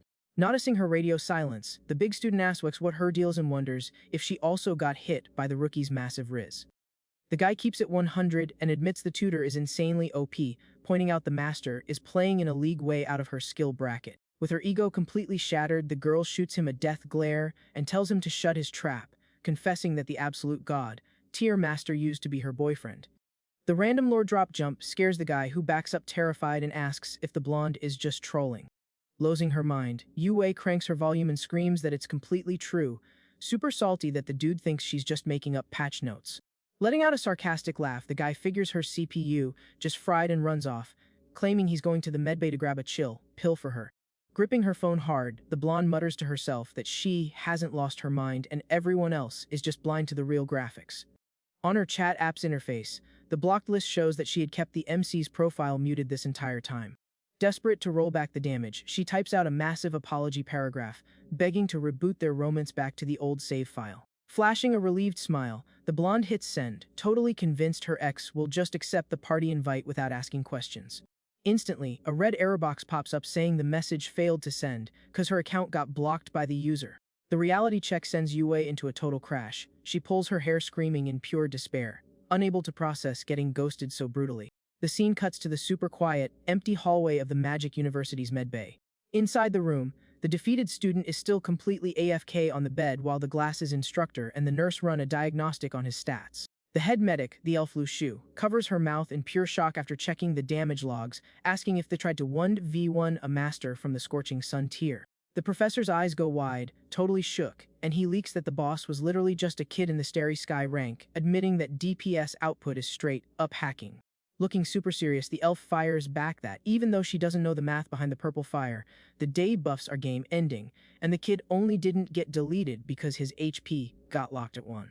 Scanning the AFK player, she drops the lore that the leftover mystic flames actually kept him breathing, completely breaking all the rules of biology. Sweating cold, the master realizes in terror that the rookie tutor has such godly macro over his own magic that he can trigger a glitch like this without even trying. Scared of the legal ban, Hammer, the man asks if the student will actually pull through, stressing that the kid belongs to a whale guild and his passing would cause a massive PR disaster for the school. Pushing her glasses up like a pro, the young medic guarantees the kid will respond flawlessly under her premium care. To start the reboot, the girl summons her tiny fairy, which dumps a massive green heal right onto the downed player on the bed. Watching the medic run the patch, the master is blown away, realizing the girl actually belongs to the ultra-rare royal bloodline of the nature elves. The doctor commands her magic fairy to cast a super heavy green buff focused purely on fixing the past, out kid's broken polygons. After absorbing the heavy heal, the veteran's screen slowly brightens up and he finally opens his eyes, lagging pretty hard. Standing up on the bed, the bowl-cut kid looks around totally disoriented and asks the two professors why his spawn point was set to the hospital. Master Murong drops the recap, telling the kid he tried to VP the new professor and got completely melted by a single random spark. Salty about the bad ending, the young dude rubs his face, crying that his rank S talent is absolute garbage compared to the genius Lu Shu's stats. Devastated by the flawless defeat, the kid loudly questions why the stat gap between him and the new tutor is so ridiculously unbalanced. Super chill, the elf breaks down the tier list, explaining that above the S tier there are even more broken classes, reminding him there's always a bigger whale in the server. Having 0 comebacks, the veteran pulls the blanket over his head and accepts the hard truth that Lu Yu is just way too OP for him to handle. At that exact frame, Murong connects the dots and realizes the 18-year-old rookie's username is Lu Yu, making his character modal look suspiciously similar to the rich kid Lu Shu. Trembling at the leak, the glasses master realizes in pure shock that the new tutor's facial features are at least a 70% match with the wealthy student. Hearing the fan theory, the medic recalls the ancient server gossip, claiming Lu Shu's cousin spawned with a corrupted magic core. The cinematic rolls back, showing the tiny kid wandering in the rain after getting randomly kicked out of the guild base with 0 explanation from the admins. Staring intensely, the medic figures out the kid respawned with maxed out stats and wonders how the Lu clan admins will react to his server return. She debates whether the guild leaders will admit their massive throw to try and recruit him back, or if they'll try to permanently ban him to hide the glitch. Far from the medbay drama, the day rolls on super chill in the male dorm sector of the academy. Inside his room, the blue-haired kid is hyper, explaining to his roommate how the veteran completely threw the match during the live tutorial. Totally hyped, the young dude highlights that the instructor used literally one magic spark to turn a tanky player into ash without dropping a sweat. Trying to pass on his hype buff, the student turns to his duo named Shu and asks if he seriously doesn't want to scan the rookie professor's stats. The kid argues that with his roommate's high INT stat, it would be a massive brain play to leech some crafting strats from that class. Straight up ignoring the invite, the millionaire prodigy replies with pure ice that he only spends his bandwidth on the most veteran admins in the school. Locked onto his own grind set, the edgy kid states his current main quest is to wield his 2 supreme rank S talents. Staring at his palms, the student gets tilted, noticing a weird lag spike between the 2 totally different magic types. The bug in the code triggers a super dark flashback from 12 years ago, showing the massive, pay-to-win mansion of the Lu dynasty. In the premium garden of the base, Tiny Shiu was running around having a blast playing tag with his cousin of the exact same age. Not too far off, the guild elders were spectating the kids, pinging Shiu's mom that the data mined ability logs were finally ready. Flexing his ego, the elder leaks that the boy rolled the rank S Tamer talent called Golden Dragon's Shadow. He drops the news that little Lu Yu wasn't slacking either, unlocking a rank S buff tagged as Sacred Dragon's Shadow. Radiating pure confidence, the elder bets that when the duo queues up together, the Lu clan will easily hijack the top spot on the server leaderboard. But Tiny Shu hears the voice line and his expression instantly drops, going totally psycho with jealousy that he isn't the only OP drop in the batch. Watching his relative spam light magic, the hare swallows his rage, feeling a highly toxic debuff of envy spawning in his chest. Dashing off the grass, the kid clips out of everyone's sight, wishing he was the only premium unit in that generation. This dark aggro drags the kid straight into the dark corners of the family's highly classified library. Searching the top shelves, the boy spots a dusty file and cheers for finally finding the cheat code he wanted so badly. Reading the ancient wiki, he discovers 2 dragon-class skills can be fused into an SS tier buff with infinite scaling. Exploiting the brutal mechanic, the brat decides that hacking his cousin's account to steal the talent is the only way to save their co-op run. Cutting back to the present, the roommate shakes Shiu's shoulder, asking why the guy's character model suddenly went totally AFK. Still riding the hype, the dorm kid begs the millionaire one more time to give the new master Lu Yu's class a try. Hearing that exact username makes the prodigy's system crash instantly, choking his roommate in a sudden burst of extreme aggro. Pinning the guy against the chair, Shiu's eyes go wide as he screams, demanding the kid repeat the new professor's exact tag. Terrified and running out of HP, the young guy stutters, confirming that the instructor's username is indeed Lu Yu. Showing zero mercy, the rich kid aggressively yeets his roommate straight onto the floor of the room. Radiating a heavy, toxic aura, the hare talks to himself, completely triggered that his cousin respond on the exact same server as him. Blinded by rage, the student grits his teeth, salty over his cousin's obsession with flexing better stats than him in every single playthrough. In an uncontrollable rage quit animation, the guy smashes the desk, swearing he's going to tear his relative's hitbox in half with his bare hands. The sunset renders over the skybox, while Lu Yu casually strolls through the open hub, chilling with Luoqian and the academy admin. Super hyped, the old hero swears that the second his storage space is fully patched, he'll ping the manager to craft him a brand new OP pet. Super polite, the MC promises he'll be beyond stoked to see the veteran load into his shop in the future. Out of nowhere, the walking simulator pauses when the boomer scans the path and finds it super sus that a random NPC is body, blocking their route. Staring at the backlit model, the shop owner recognizes the cousin who hijacked his stats back in the day and casually notes it's been a minute since they last matched up. Catching the heavy aggro in the air, the woman looks at the duo and asks, totally confused, if they already share some lore. Flexing an unbothered aura, the manager keeps his face totally neutral and confirms their friend list goes way back. Staring down his op in the courtyard, Lu Yu drops a sarcastic voice line calling him little bro and calling out his random spawn in. Keeping the danger vibes high, the master taunts him, asking if the millionaire had a good playthrough during all the seasons they were disconnected.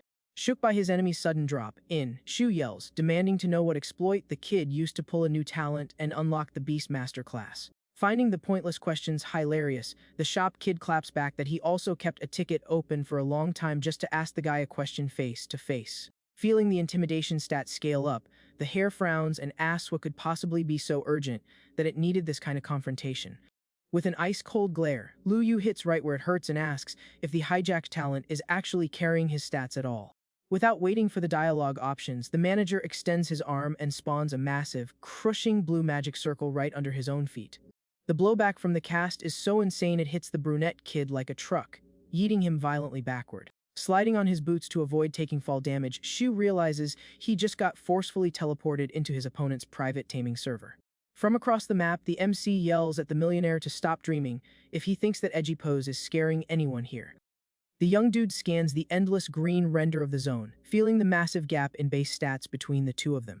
In a flash step, Lu Yu dashes across the map and spawns face to face with his rival, landing an insanely fast melee strike. Death, gripping the kid's neck with just one hand, the manager watches the guy cough and demand he cancel the grab immediately. Trolling his struggle, the professor roasts the opponent's low INT stat, calling his attempt to duel, wield the buffs a total noob mistake. Blinded by rage, the young guy tells him to shut his mouth and demands the tutor summon his entire party at once. To flex his build, Shu burns all his mana and summons two massive, majestic golden dragons to enter the arena. The giant raid bosses open their jaws, dropping an ear-splitting roar that blasts a super toxic magic aura. The ow knockback from the summon creates a massive shockwave, forcing the Tamer to drop the injured kid's hitbox. Unable to pass the balance check, the student trips backward and ends up on his rear right in the middle of the grass. Free from the CC, the shop owner shifts to a dark aesthetic and announces he can finally answer the earlier prompt. Going full troll mode, he promises the downed rival that the stolen talent has actually been a massive carry for him. Looking down on the kid with zero warmth, the MC declares the relative's whole playthrough is just completely pathetic. The roast lands a critical hit on the rich kid's ego, who clenches his fists, furious at getting called a bot by his former victim. Consumed by rage, Shu warns he's going to make his rival tank the true DPS of the giant golden dragon. The massive beast dashes forward, dropping a deafening roar that makes the entire magic map glitch and shake. Super chill against the aggro, the MC spawns a tiny purple flame on his finger and sarcastically asks if the rich kid has ever felt the server's true wrath. The hare is completely lost, unable to process why the guy has such an AFK posture in the middle of a PvP zone.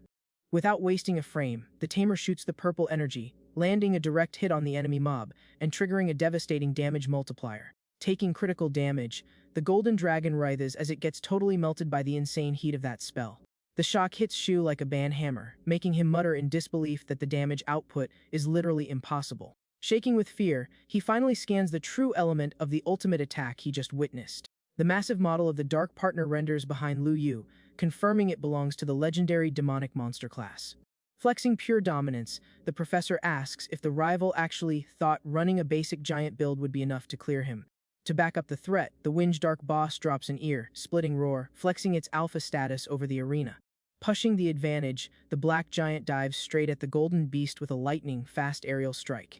Getting brutally combo-locked, the enemy mob has zero parry frames and screeches in pain from the dive bomb. Flexing pure savage mechanics, the razor-sharp claws crash down with absolutely zero chill onto the down target. With the crushing impact, Shu's pet gets slammed into the ground, taking fatal damage and losing any chance to counter the combo. Securing the kill, the black giant roars in victory, claiming absolute admin rights over the magic arena. Panicking at the cinematic, the rich kid cries over the astronomical amount of pay to win coins his guild dropped to summon that OP beast, just to watch it get folded like a lawn chair. Salty about the disrespect, he rages, demanding to know what gives his cousin the right to step on his stats again. Suddenly, the rage swaps to pure panic when the student spots a terrifying animation triggering right in front of him. The jump scare hits when he realizes mobs from that demonic class literally consume others of the same type to farm permanent stat boosts. Bleeding out HP, the massive golden beast agonizes, unable to clip out of that brutal execution cinematic. Watching his main partner get deleted, Shu grabs his own head and screams, his mental state completely wiped. Full of rage, the kid accuses the shopkeeper of being toxic to the very first pet he pulled and leveled up alongside at the mansion. Speed running to prevent a perma-death, the Tamer spams his magic, commanding the pet to instantly recall to his safe zone. Getting his snack interrupted, the world destroyer roars in annoyance, wanting to finish the combo it started. Panting heavily from the mana drain, the hare breaks a cold sweat, relieved he managed to recall his premium summon just in time. Chilling in the center of the map, the MC raises a hand and tells his pet to cancel the aggro. Confused by the sudden pause, the rival squints his eyes, totally lost on why the enemy didn't just push the lane to secure the wipe. Walking super slowly toward the defeated player, the professor breaks the silence, calling him "little bro" in a totally creepy tone. The manager drops lore that the two used to run duos a lot in the early game, admitting he used to carry the kid back in those innocent patches. The nostalgia hits the brunette student, who drops his gaze, admitting their co-operating was actually pretty solid. Shifting to a way darker tone, the MC points out that, despite the carries, the relative didn't hesitate to team up with his own mom to hijack his starter talent. Cornered by the facts, the rich kid backs up, lagging as he struggles to load an excuse for his backstab. Ignoring the beta behavior, the tamer flashes a confident smirk and says the kid must be wondering why he allowed the injured pet to get recalled. Clenching his fists super hard from the disrespect, the defeated player mutters, questioning what the real endgame of that move was. Shooting straight, Lu Yu explains the beast is hard, linked to the max level talent, and its deletion would permanently crash all of the tamer's magic stats. He drops the lore that the two divine phantoms were coded to synergize and could have boosted the family's guild ranking to unseen heights. Triggered by the monologue, the rival rages, refusing to believe the manager is still trying to roleplay the wholesome big bro after all the PvP they just did. Casually waving his hand, the MC cuts off the tantrum, assuring the kid he read the patch notes completely wrong. Radiating a pure revenge aura, the professor warns he just wants to feed him a tiny pixel of hope before brutally deleting his account. Throwing his arms wide with OP energy, he swears that very soon he's going to siphon every last drop of talent from that bloodline and leave them with 0 base stats. Wrapping up his logic, the shopkeeper claims that wiping the op right here would just be easy mode and totally ruin the grind. Consumed by hate, the student points a finger, calling his cousin a psycho who has no right to drop such heavy bane threats against his own clan. Super chill and backed by the terrifying hitbox of his dark summon, the young tamer just nods, confirming he's 100% capable of clearing that quest. Exploiting the dialogue distraction, Shu's second divine beast dashes in aggressively for a desperate dive to save its owner. Ready to tank for its master, the dark creature flashes a sinister VFX and braces for the direct hit. The golden monster launches like a rocket, clipping through the map to shred the opponent once and for all. Cocky about the surprise gank, the hare screams furiously, asking if the manager seriously has the guts to just AFK during the rush. Closing his eyes totally relaxed, Lu Yu tells the rival to chill out, stating he has no plans to delete the summon that used to be his childhood dream. Build. But he adds that his dark partner was just looking for a quick consumable and it'd be super toxic to hit decline on such a simple request. With an incredibly hostile glare, the MC locks onto the kid to drop his final review of this messy meetup. Without offering any parry frames, the tamer dashes in a flash and grabs the rival by the collar with insane force. Suspending the kid in the air, he announces the op is going to spectate from the front row while all their clan's ego gets nerfed to 0. Even while losing HP, the rich kid tries to keep his swagger, telling his cousin not to flex too hard and swearing he'll eventually perfect the talent fusion. Spitting out the dialogue, the student promises he's still going to make the shopkeeper crawl, begging for a rollback for every single insult. Finding the speech cringe, the manager yeets the kid to the ground like a trash drop and says he'll leave the server open for him to try his luck. But he makes sure to remind him that, with the rich kid's trash XP rates, the power gap between them will get so massive he won't even have the perms to look his way. Violently kicked from the magic instance, Shu lands straight on his rear on the university's running track, loading back into the real world. Instantly, a massive flaming dragon from the scorching sun tier bursts from the skybox, screaming for the aggro player to drop the hare. Completely unbothered by the enemy backup, the MC lets out a little laugh, recognizing the family's infamous VIP bodyguard. Spectating from the stairs, the female students freak out, recognizing the colossal, terrifying beast from the max tier fire class. To watch her master catch aggro, Nianian rolls up her sleeves, totally ready to jump into the PvP zone to assist him. Acting fast, Ruyan grabs her duo's shoulder and tells her to chill, arguing that they just feed the enemy and they need to trust the professor's carry potential.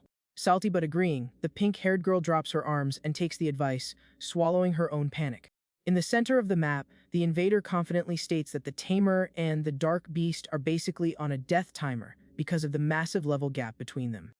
Getting up from the dirt all banged up, the rich kid flashes an evil smirk and declares the enemy has 0 win conditions against this build. Ignoring the toxic trash talk, Lu Yu just asks with a troll smile if the mechanics are really that simple. Internally, Shu celebrates that deleting his relative right here ensures he'll stay the highest rated, most goated prodigy in the whole academy server. But the student's confidence drops instantly when he notices absolutely 0 fear rendered in his opponent's chill eyes.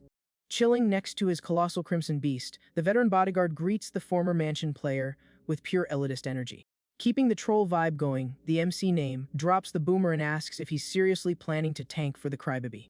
Being a total simp for the guild, the NPC crosses his arms and replies that peeling for the current here is his absolute, hard-coded duty. Knowing the guy is stubborn, the tamer clears the lane, telling the boomer to pick up the kid's trash loot and fast travel back to the mansion. Tilted by the bossy tone, the veteran reminds the kid he got kicked from the clan and makes it clear he's ignoring all his command inputs. Shrugging it off like whatever, the manager agrees the decline makes sense, since the spoiled rich kid is the server admin over there anyway. Holding his ground, the old bodyguard suggests the MC rejoin the guild, since he unlocked a new skill tree and signed a dragon contract. He promises the clan leader will drop a lighter ban, Tamer, for all the griefing he did to the rich kid, guaranteeing everyone gets a good ending after that. Staring at the massive enemy beast, Lu Yu asks if the boomer forgot that his mount belongs to the exact guy who hijacked his starter talent back in the day. Annoyed by the audacity, the professor sarcastically asks if the boomer is trying to roleplay the MVP of the storyline now. Totally unfazed, the lackey argues the end result was a W, since the kid managed to reboot his taming skills anyway. He has the absolute nerve to claim the kid owes the guild a massive tip, since he only recovered his stats because dragon blood was already coded into his avatar. Hearing that pure copium, the manager bursts out laughing, mocking the idea of paying respects to such a toxic faction. Dropping his smile for a hardcore glare, Lu Yu warns he was saving this boss fight for later, but since they're begging for a wipe, he'll speedrun it right here. In a quick animation, the Tamer channels his mana, and a heavy red aura starts pulsing around his model. Instantly, a glowing drop of the ultra-rare True Dragon Origin blood renders floating in the air. The bodyguard's eyes pop out of his skull, totally shook as he notices the item is pinging and hyping up his own fire beast. The boomer delusionally calculates that eating that drop would instantly boost the animal into the overlord rank, maybe even unlocking the legendary divine dragon skin. Blinded by the loot, the lackey thinks hitting that level cap would put him at the absolute top of the guild ladder, directly rivaling the admin himself. Desperate for the Yu, Shu yells at the boomer to rush the enemy, hyping up that the pet senses the upgrade and this is their MVP moment. Flexing a troll smile, Lu Yu just raises his hand and challenges the duo to come grab the blood drop if they really want it that bad. Blinded by its AI script, the giant fire beast dashes full speed, dropping a deafening roar as it targets the premium loot. The massive crimson lizard opens its jaws and downs the mystic blood drop in one gulp, desperate to buff its stats. Annoyed by the pet's ninja looting, the veteran curses the beast for rushing, but quickly commands it to totally consume the dark dragon next. Following the macro, the fire monster charges at the MC's winged partner, ready to squish the op with zero mercy. With eyes glowing from pure madness, the old man does a mental victory dance, completely sure that all that broken DPS is about to be his. Matching the crazy energy, the rich kid screams, telling the bodyguard to stop lagging and just delete the enemy mob already. Keeping his unbothered stance, Lu Yu tells them they're running on pure copium and asks if they shouldn't request perms before trying to eat his duo. The lackey drops a toxic laugh, claiming the dark beast is hard, stuck in a refining animation, and has zero combat or defense stats right now. Finding the bug hilarious, the shop owner ironically questions the boomer's math, while the black giant just casually stares at the aggro. He smiles confidently and declares that a basic giant dragon trying to eat a demonic tier monster just proves the server's meta is completely busted. Out of nowhere, a piercing, high-tier screech slices through the skybox above the battlefield, scaring the bodyguard out of his mind. The guy looks up in absolute terror, trying to scan what the heck that massive purple magic storm rendering out of nowhere is. A majestic imperial bird bursts from the energy portal, showing off the insane presence of the purple flame bird the manager had unlocked. Flapping its wings with premium aesthetics, the new divine pet dive bombs the arena, ready to peel for its master. In a lightning-fast swoop, the bird shoots a wave of purple fire that lands a direct hit on the crimson beast, instantly interrupting the enemy's dash. Taking massive tick damage, the giant enemy beast roars in agony as it gets melted by the purple flames of the imperial bird. The bird's fire effortlessly swallows the giant lizard's attack, making it obvious the invader's magic was completely cancelled and absorbed. Panicking at the VFX, the veteran grumbles that his partner's skill was platinum tier, questioning why a dragon main would ever lock in a firebird contract. Keeping MC counters the question, asking when he ever put Dragon 1 trick in his bio. With a sarcastic smirk, the young guy adds that the logic behind his pet eating the enemy's spell is actually super basic. He looks the op dead in the eyes and declares that the giant dragon's flames just have a trash DPS multiplier and pose zero threat. The shock hits the bodyguard like a truck, making him stutter in disbelief at such a brutal roast to his top-tier carry. Doubling down on the disrespect, Lu Yu claims it isn't just the magic that sucks, but the entire Crimson Beast is straight-up garbage tier. Instantly, magic handcuffs made of purple energy spawn around the invading animal, popping an unblockable Imperial CC skill. Locked down by the divine chains, the massive beast thrashes and drops agonized roars under the crushing weight of the debuff. The lackey backs up, tilted, admitting he never calculated that a random bird would have the combat rating to totally stun, lock his best summon.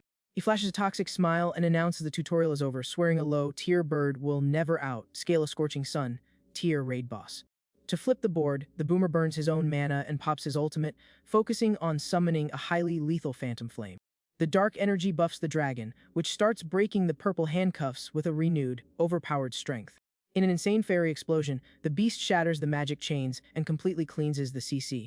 Now covered in phantom flames, the crimson beast roars with pure aggro, ready to wipe any unit in its way. Scanning the enemy's phase 2, the professor drops a GGG for the transformation and figures he needs to load some of his actual stats, too. Keeping total control of the map, he raises an arm and commands the Imperial Purple Flame bird to swap into its Fire Soul form. Accepting the input, the majestic bird flashes a blinding VFX while its model starts pulsing with extreme server energy. The bird D renders super fast, converting into a pure purple energy storm that spins violently through the skybox.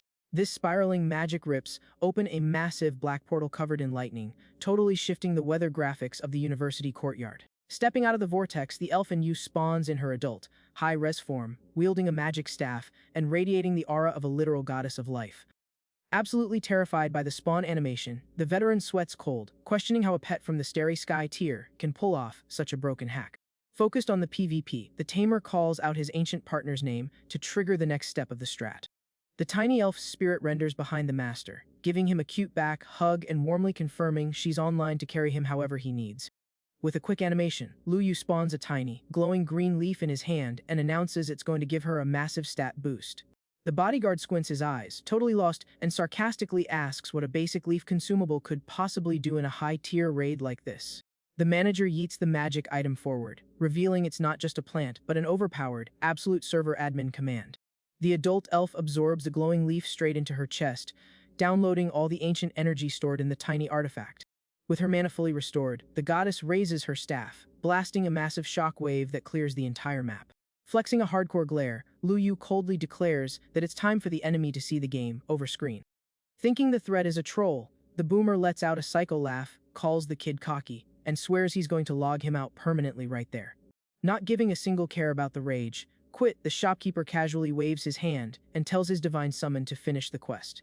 The goddess, now merged with the fire soul, spams a barrage of spells straight at the giant lizard struggling to tank it. In a desperate panic button move, the invading beast spits a focused beam of phantom fire to try and parry the enemy's rush. Enu's stats easily overpower it, breaking the shield instantly while spawning magic rings designed to permanently root the target. Caught in the purple light chains again, the massive dragon writhes, taking critical damage from the impact of that superior magic tier. Floating with flawless physics, the MC's partner keeps a beautiful smile, fully aware the W is already in the bag. The pressure from the magic ring scales up insanely, crushing the enemy creature's hitbox with absolutely zero mercy. Swallowed by the destructive DPS, the fire lizard gets its code brutally deleted, leaving only shiny bones before it completely de-renders. The contract penalty hits the bodyguard like a truck, making him spit a massive amount of blood while grabbing his chest in pure agony. Totally wrecked, he mutters in shock that 200 years of max grinding in a top-tier rank couldn't even scratch the kid's shield. Slow, walking toward the downed boomer, the professor recycles his earlier voice, line to permanently close the chat. Raising an index finger glowing with heavy magic, the Tamer repeats that the man is now free to go pay the penalty for his toxic gameplay.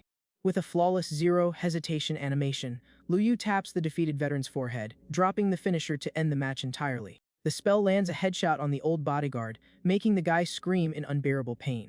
Unable to tank the finisher's impact, he drops like a rock onto the pavement, completely disconnected.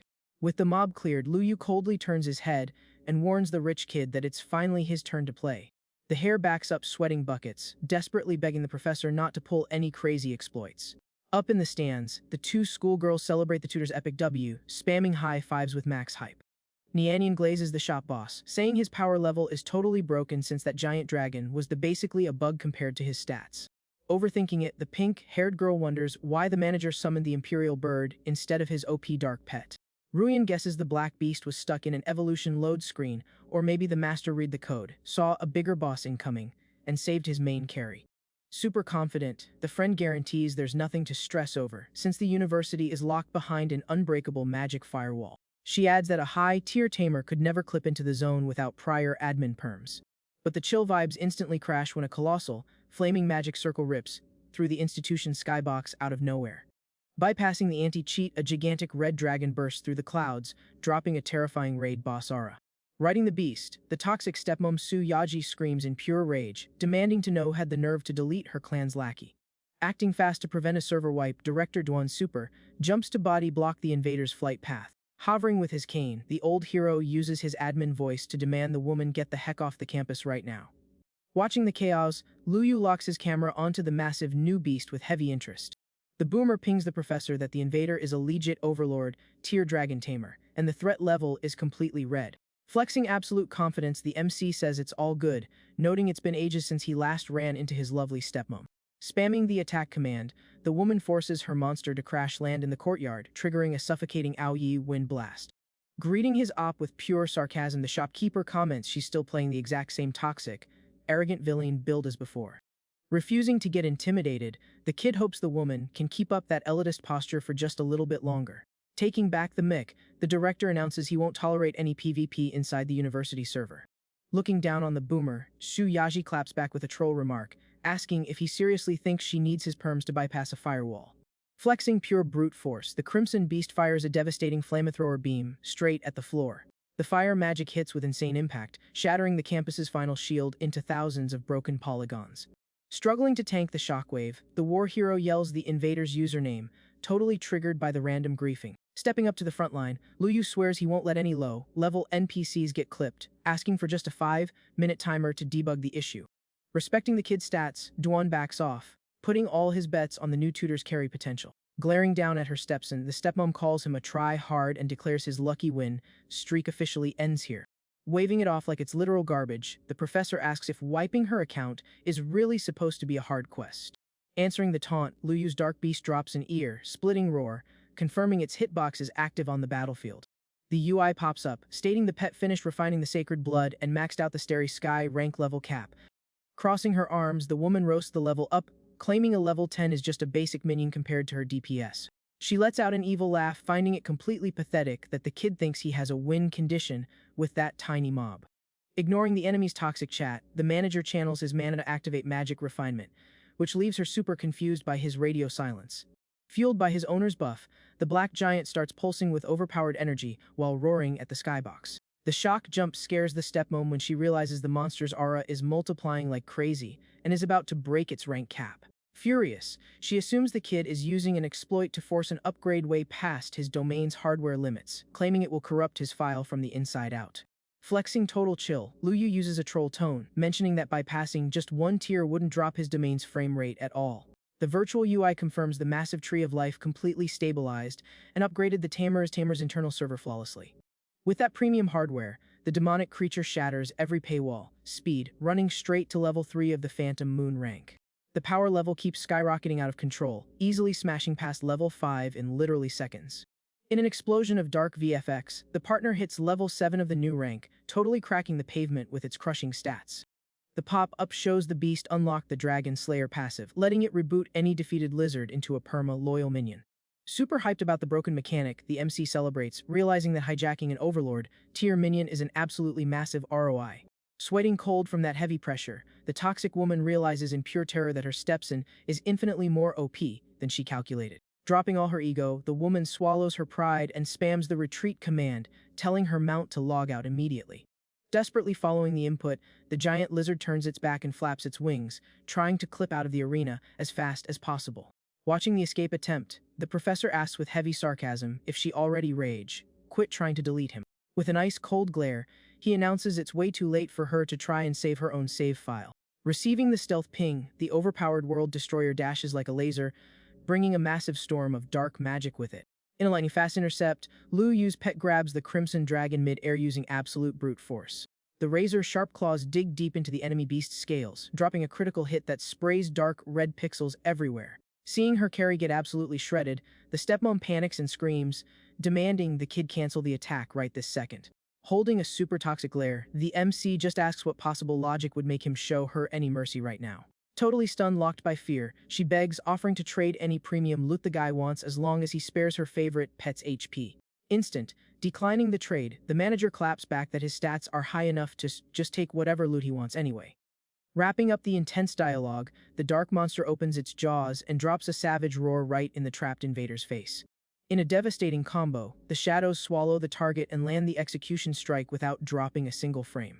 The Overlord Beast's model plummets from the sky, crashing into the map with absurd physics, while the woman screams in pure denial. The impact of the downed boss kicks up a massive dust cloud and renders a smoking crater right in the middle of the university. Taking the heavy debuffs of the wipe, Shu Yaji clutches her chest in agony, realizing her magic space just got permanently corrupted. Flexing a pure victory screen smile, the shopkeeper asks if his stepmom finally unlocked the bitter achievement of true despair. Out of nowhere, a dark magic circle spawns over the dragon's remains, booting up the exclusive Imperial subjugation skill. The toxic woman misreads the prompt and thinks her beast survived, promising to sign a new contract instantly to try and recover all her lost XP. But the newly respawned dragon, now glowing with a dark aura, aggressively rushes its former owner with zero chill. The corrupted mob lands a brutal hit, yeeting the woman away in a totally toxic sneak attack. Taking heavy damage from her own former pet, the villain cries in despair, asking what triggered that random betrayal mechanic. Kneeling on the ground, she feels her mana bar hit zero as her rank drops tragically and irreversibly until it turns to dust. Walking casually through the ruined courtyard, Luyu says this was the exact cinematic he had queued up for her. Points out there's no worse ban than watching a premium pay to win player plummet into an absolutely useless level 1 NPC. Plus, the professor adds, the ultimate grief is being forced to spectate your most expensive, beloved creature getting recoded into just another loyal, submissive minion for your biggest op of all time. Crawling through the rubble, the rich kid cries in terror, calling for his down mom while watching his family's guild and clout get totally wiped. Spectating the whole thing in awe, Professor Lokian realizes Tutor Lu's stats are truly unreadable if he can hack such a strong boss into a basic summon. Watching the Lu Clan admin crash out, the MC asks coldly what her new strat is now that her account is basically bricked. Filled with aggro, seeing his mom like that, the rich kid rushes the professor, telling him to go straight to the game, over screen. But the manager just parries with a flawless slap to the kid's face, telling him to mute his mic. Holding his bruised face, the student calls his relative a bastard, totally unable to process the massive ratio. Right then, a loud voice echoes through the map, commanding the kid to cancel his attack immediately. The rich kid instantly swaps expressions, dropping a smile and calling out for his uncle, thinking the squad backup finally loaded in. The newly spawned man admits the clan definitely threw hard in the past, but begs the shopkeeper to spare the hair just as a favor to him. Scanning the NPC, the young Tamer eyes Lutini as a member of the side, branch of that highly toxic family. Even though he's just a background uncle, the kid remembers he was the only player who had the guts to tank for him 12 years ago. The flashback drags him back to the talent stealing event, where the man stepped in front of Tiny Lu Yu to body, block the admins. Back then, Time begged the guild leader to cancel the script, arguing the devs were being way too unfair to the noob. With zero chill, the toxic woman just told him to shut up and fired a heavy spell to yeet him out of the lane. That cheap shot gave the uncle a permanent debuff, locking his level cap and forcing him to play as just an associate professor at the university. Knowing he owes the guy a solid, the MC decides he can't leave the man hard, linked to the two villains, or he might lag when it's time for the final wipe. Patch the bug. The professor announces he's willing to drop the aggro, as long as they pop a teleport crystal and fast, travel out of there themselves. Processing the warning, the veteran accepts the terms and agrees to close the PvP session. Standing tall, the uncle tells his nephew to grab his injured mom and log out of the zone immediately. Completely tilted, the brunette kid swears he's going to reflect all this toxic griefing with a massive multiplier in the endgame. After dropping the threat, the student raises his hand and quickly pops the magic escape crystal. Instantly, a blue VFX wraps around the rich kid and the stepmom fast, traveling the duo far away from the university server. With the lobby finally chilling out, Tiny flashes a warm smile, praising how much the kid leveled up and buffed his stats after 10 years. Instead of falling for the nostalgia bait, the store manager turns his head and casually macros his partner to pop a heal on the guy. The goddess of life spawns in floating, instantly accepting the boss's command with a super cheerful animation. Blasting her massive ancient energy, the adult elf drops an Ow Green restoration spell across the entire map. The buff hits the associate professor directly, leaving him absolutely shook by the premium HP region flooding his character model. Hyped by the patch, the man realizes the hidden debuff that griefed his stats for a whole decade just got completely cleansed. Feeling his mana region go back to normal, the veteran gets stoked that he can now break the Overlord level cap whenever he wants. The boomer stares at the divine summon in awe, unable to process how such a new unit has such an OP miracle tier healing stat. The keeping a bit of emotional distance, the MC explains that was just a refund for the tanking and the debuffs the man took back in the day. The young dude declares that, by patching the uncle's HP and letting the invaders log out, all their tabs are officially cleared as of today. The veteran drops a heavy sigh and facepalms, complaining that all this messy server drama is just the karma engine doing its job. Way outside that zone, the late afternoon sky renders over the massive, VP-only main base of the Liu family. Chilling in his premium lobby, the clan leader detects a weird magic ping and recognizes the animation of a teleport crystal getting popped. Stressed by the notification, the admin swallows hard, wondering if his wife accidentally wandered into a high-level aggro zone. Instantly, the escape spell dumps the two low HP character models right in the middle of the mansion's luxury hallway. Kneeling on the kid holds his damaged mom and asks with shaky audio if her HP is stabilizing. In a total rage quit moment, the toxic woman slaps her own son's hand away and screams at him to equip her immediately. Blaming the kid, she rages that her skill tree got wiped and she lost her premium black pet all because he couldn't stop spamming toxic emotes. The student tries to parry, throwing the blame at the shop manager, claiming that if they just deleted the rival, the dragon would respawn back in their inventory. With zero chill, the stepmom points a finger in the hare's face, complaining she took a massive stat penalty back in the day, and his talent still hasn't even hit the level cap. Completely tilted, she screams to know why he hasn't successfully fused the magic shadows yet, calling the kid an absolute bot. Feeling the heavy pressure, the rich kid drops his head and takes the L, but promises he'll unlock the ultimate fusion very soon. Consumed by pure hate, the young guy scowls, swearing he'll grind his revenge quest and make the enemy tank the exact same ratio they took today. The clan admin finally locates the duo in the base's garden and asks, totally spooked, what kind of raid left them looking like this. Bowing like a total beta, the hare confesses to his dad that his mom's magic space just got completely bricked. The shock lands a critical hit on the leader, making the man demand the kid replay the logs and explain the wipe properly. Heavily traumatized, the hare recaps that the disaster triggered when he randomly aggroed the banned cousin inside the university zone. The kid drops the logs the veteran lackey got deleted, while mom got all her mana drained and her taming space permanently corrupted. To make the patch notes worse, he leaks that the shop manager promised to ban the entire Liu family from the server very soon. Triggered by hypocritical rage, the dad calls it totally toxic that the nephew is still salty about the hijacked talent, arguing the nerf was for the clan's overall leaderboard ranking. Interrupting her husband's copium, the nerfed woman hands a premium decorated loot box straight to her son. Opening the drop, the kid finds a yellow crystal flashing with heavy fast travel magic. The stepmom explains the item grants bypass perms to the dragon realm, telling the kid to log out of the current map to power level in that hardcore zone. Putting all her chips on this strat, she prays the hare responds with way higher stats to finally drop the heavy bane, hammer the op deserves.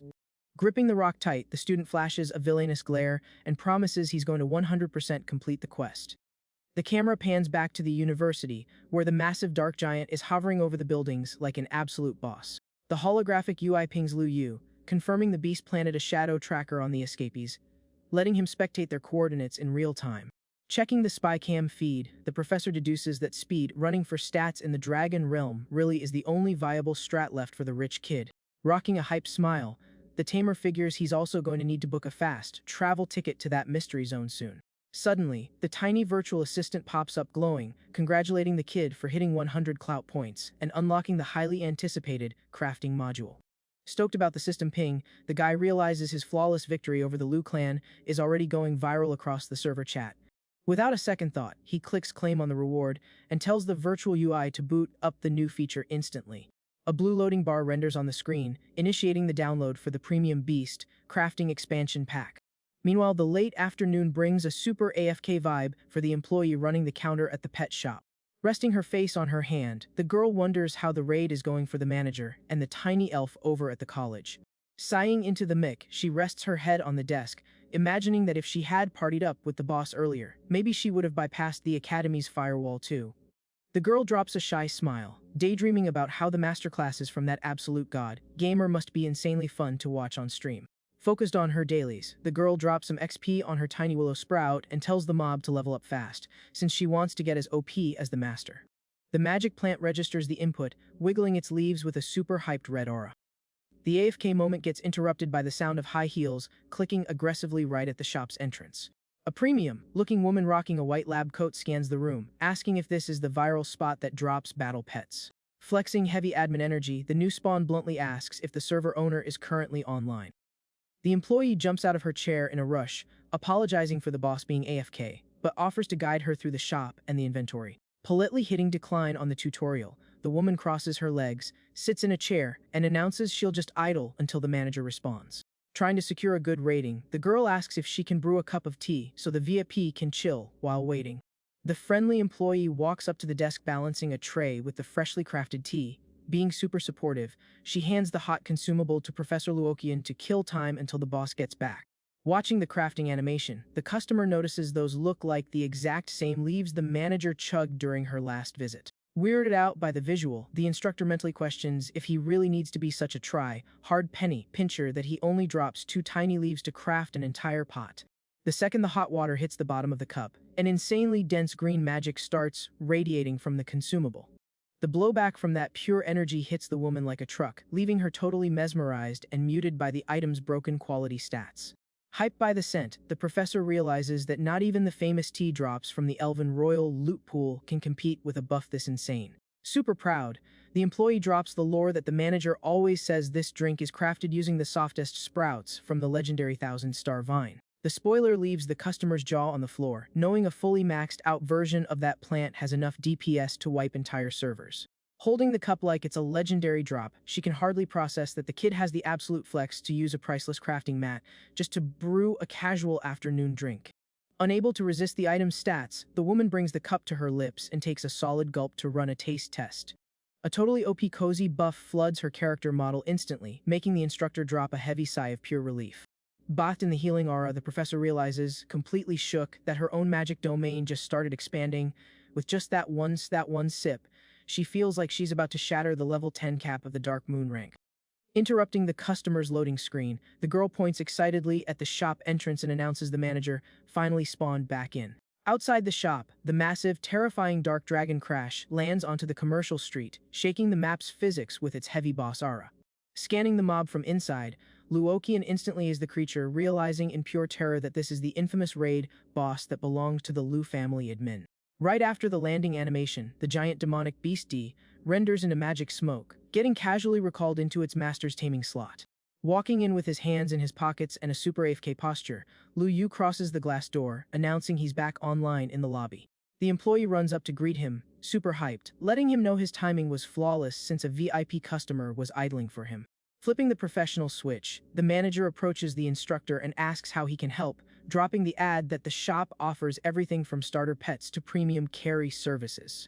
Skipping the small talk, the professor spawns a glowing green mini fairy, revealing she wants to book his services to power level her nature elf. Scanning the floating mob stat sheet, the MC concludes the pet only has mid-tier scaling, not finding the unit to be anything crazy. Tilted by the low rating, the woman rages that she literally fused her rare rank A talent straight into the pet's code during the contract sequence. Pressuring the shopkeeper, the instructor aggressively demands to know exactly where she threw the training strat for the beast to be labeled just mid. Faced with the customer's stubbornness, the young dude drops the customer service voice and warns that since she brought it up, he's going to be brutally honest about her build.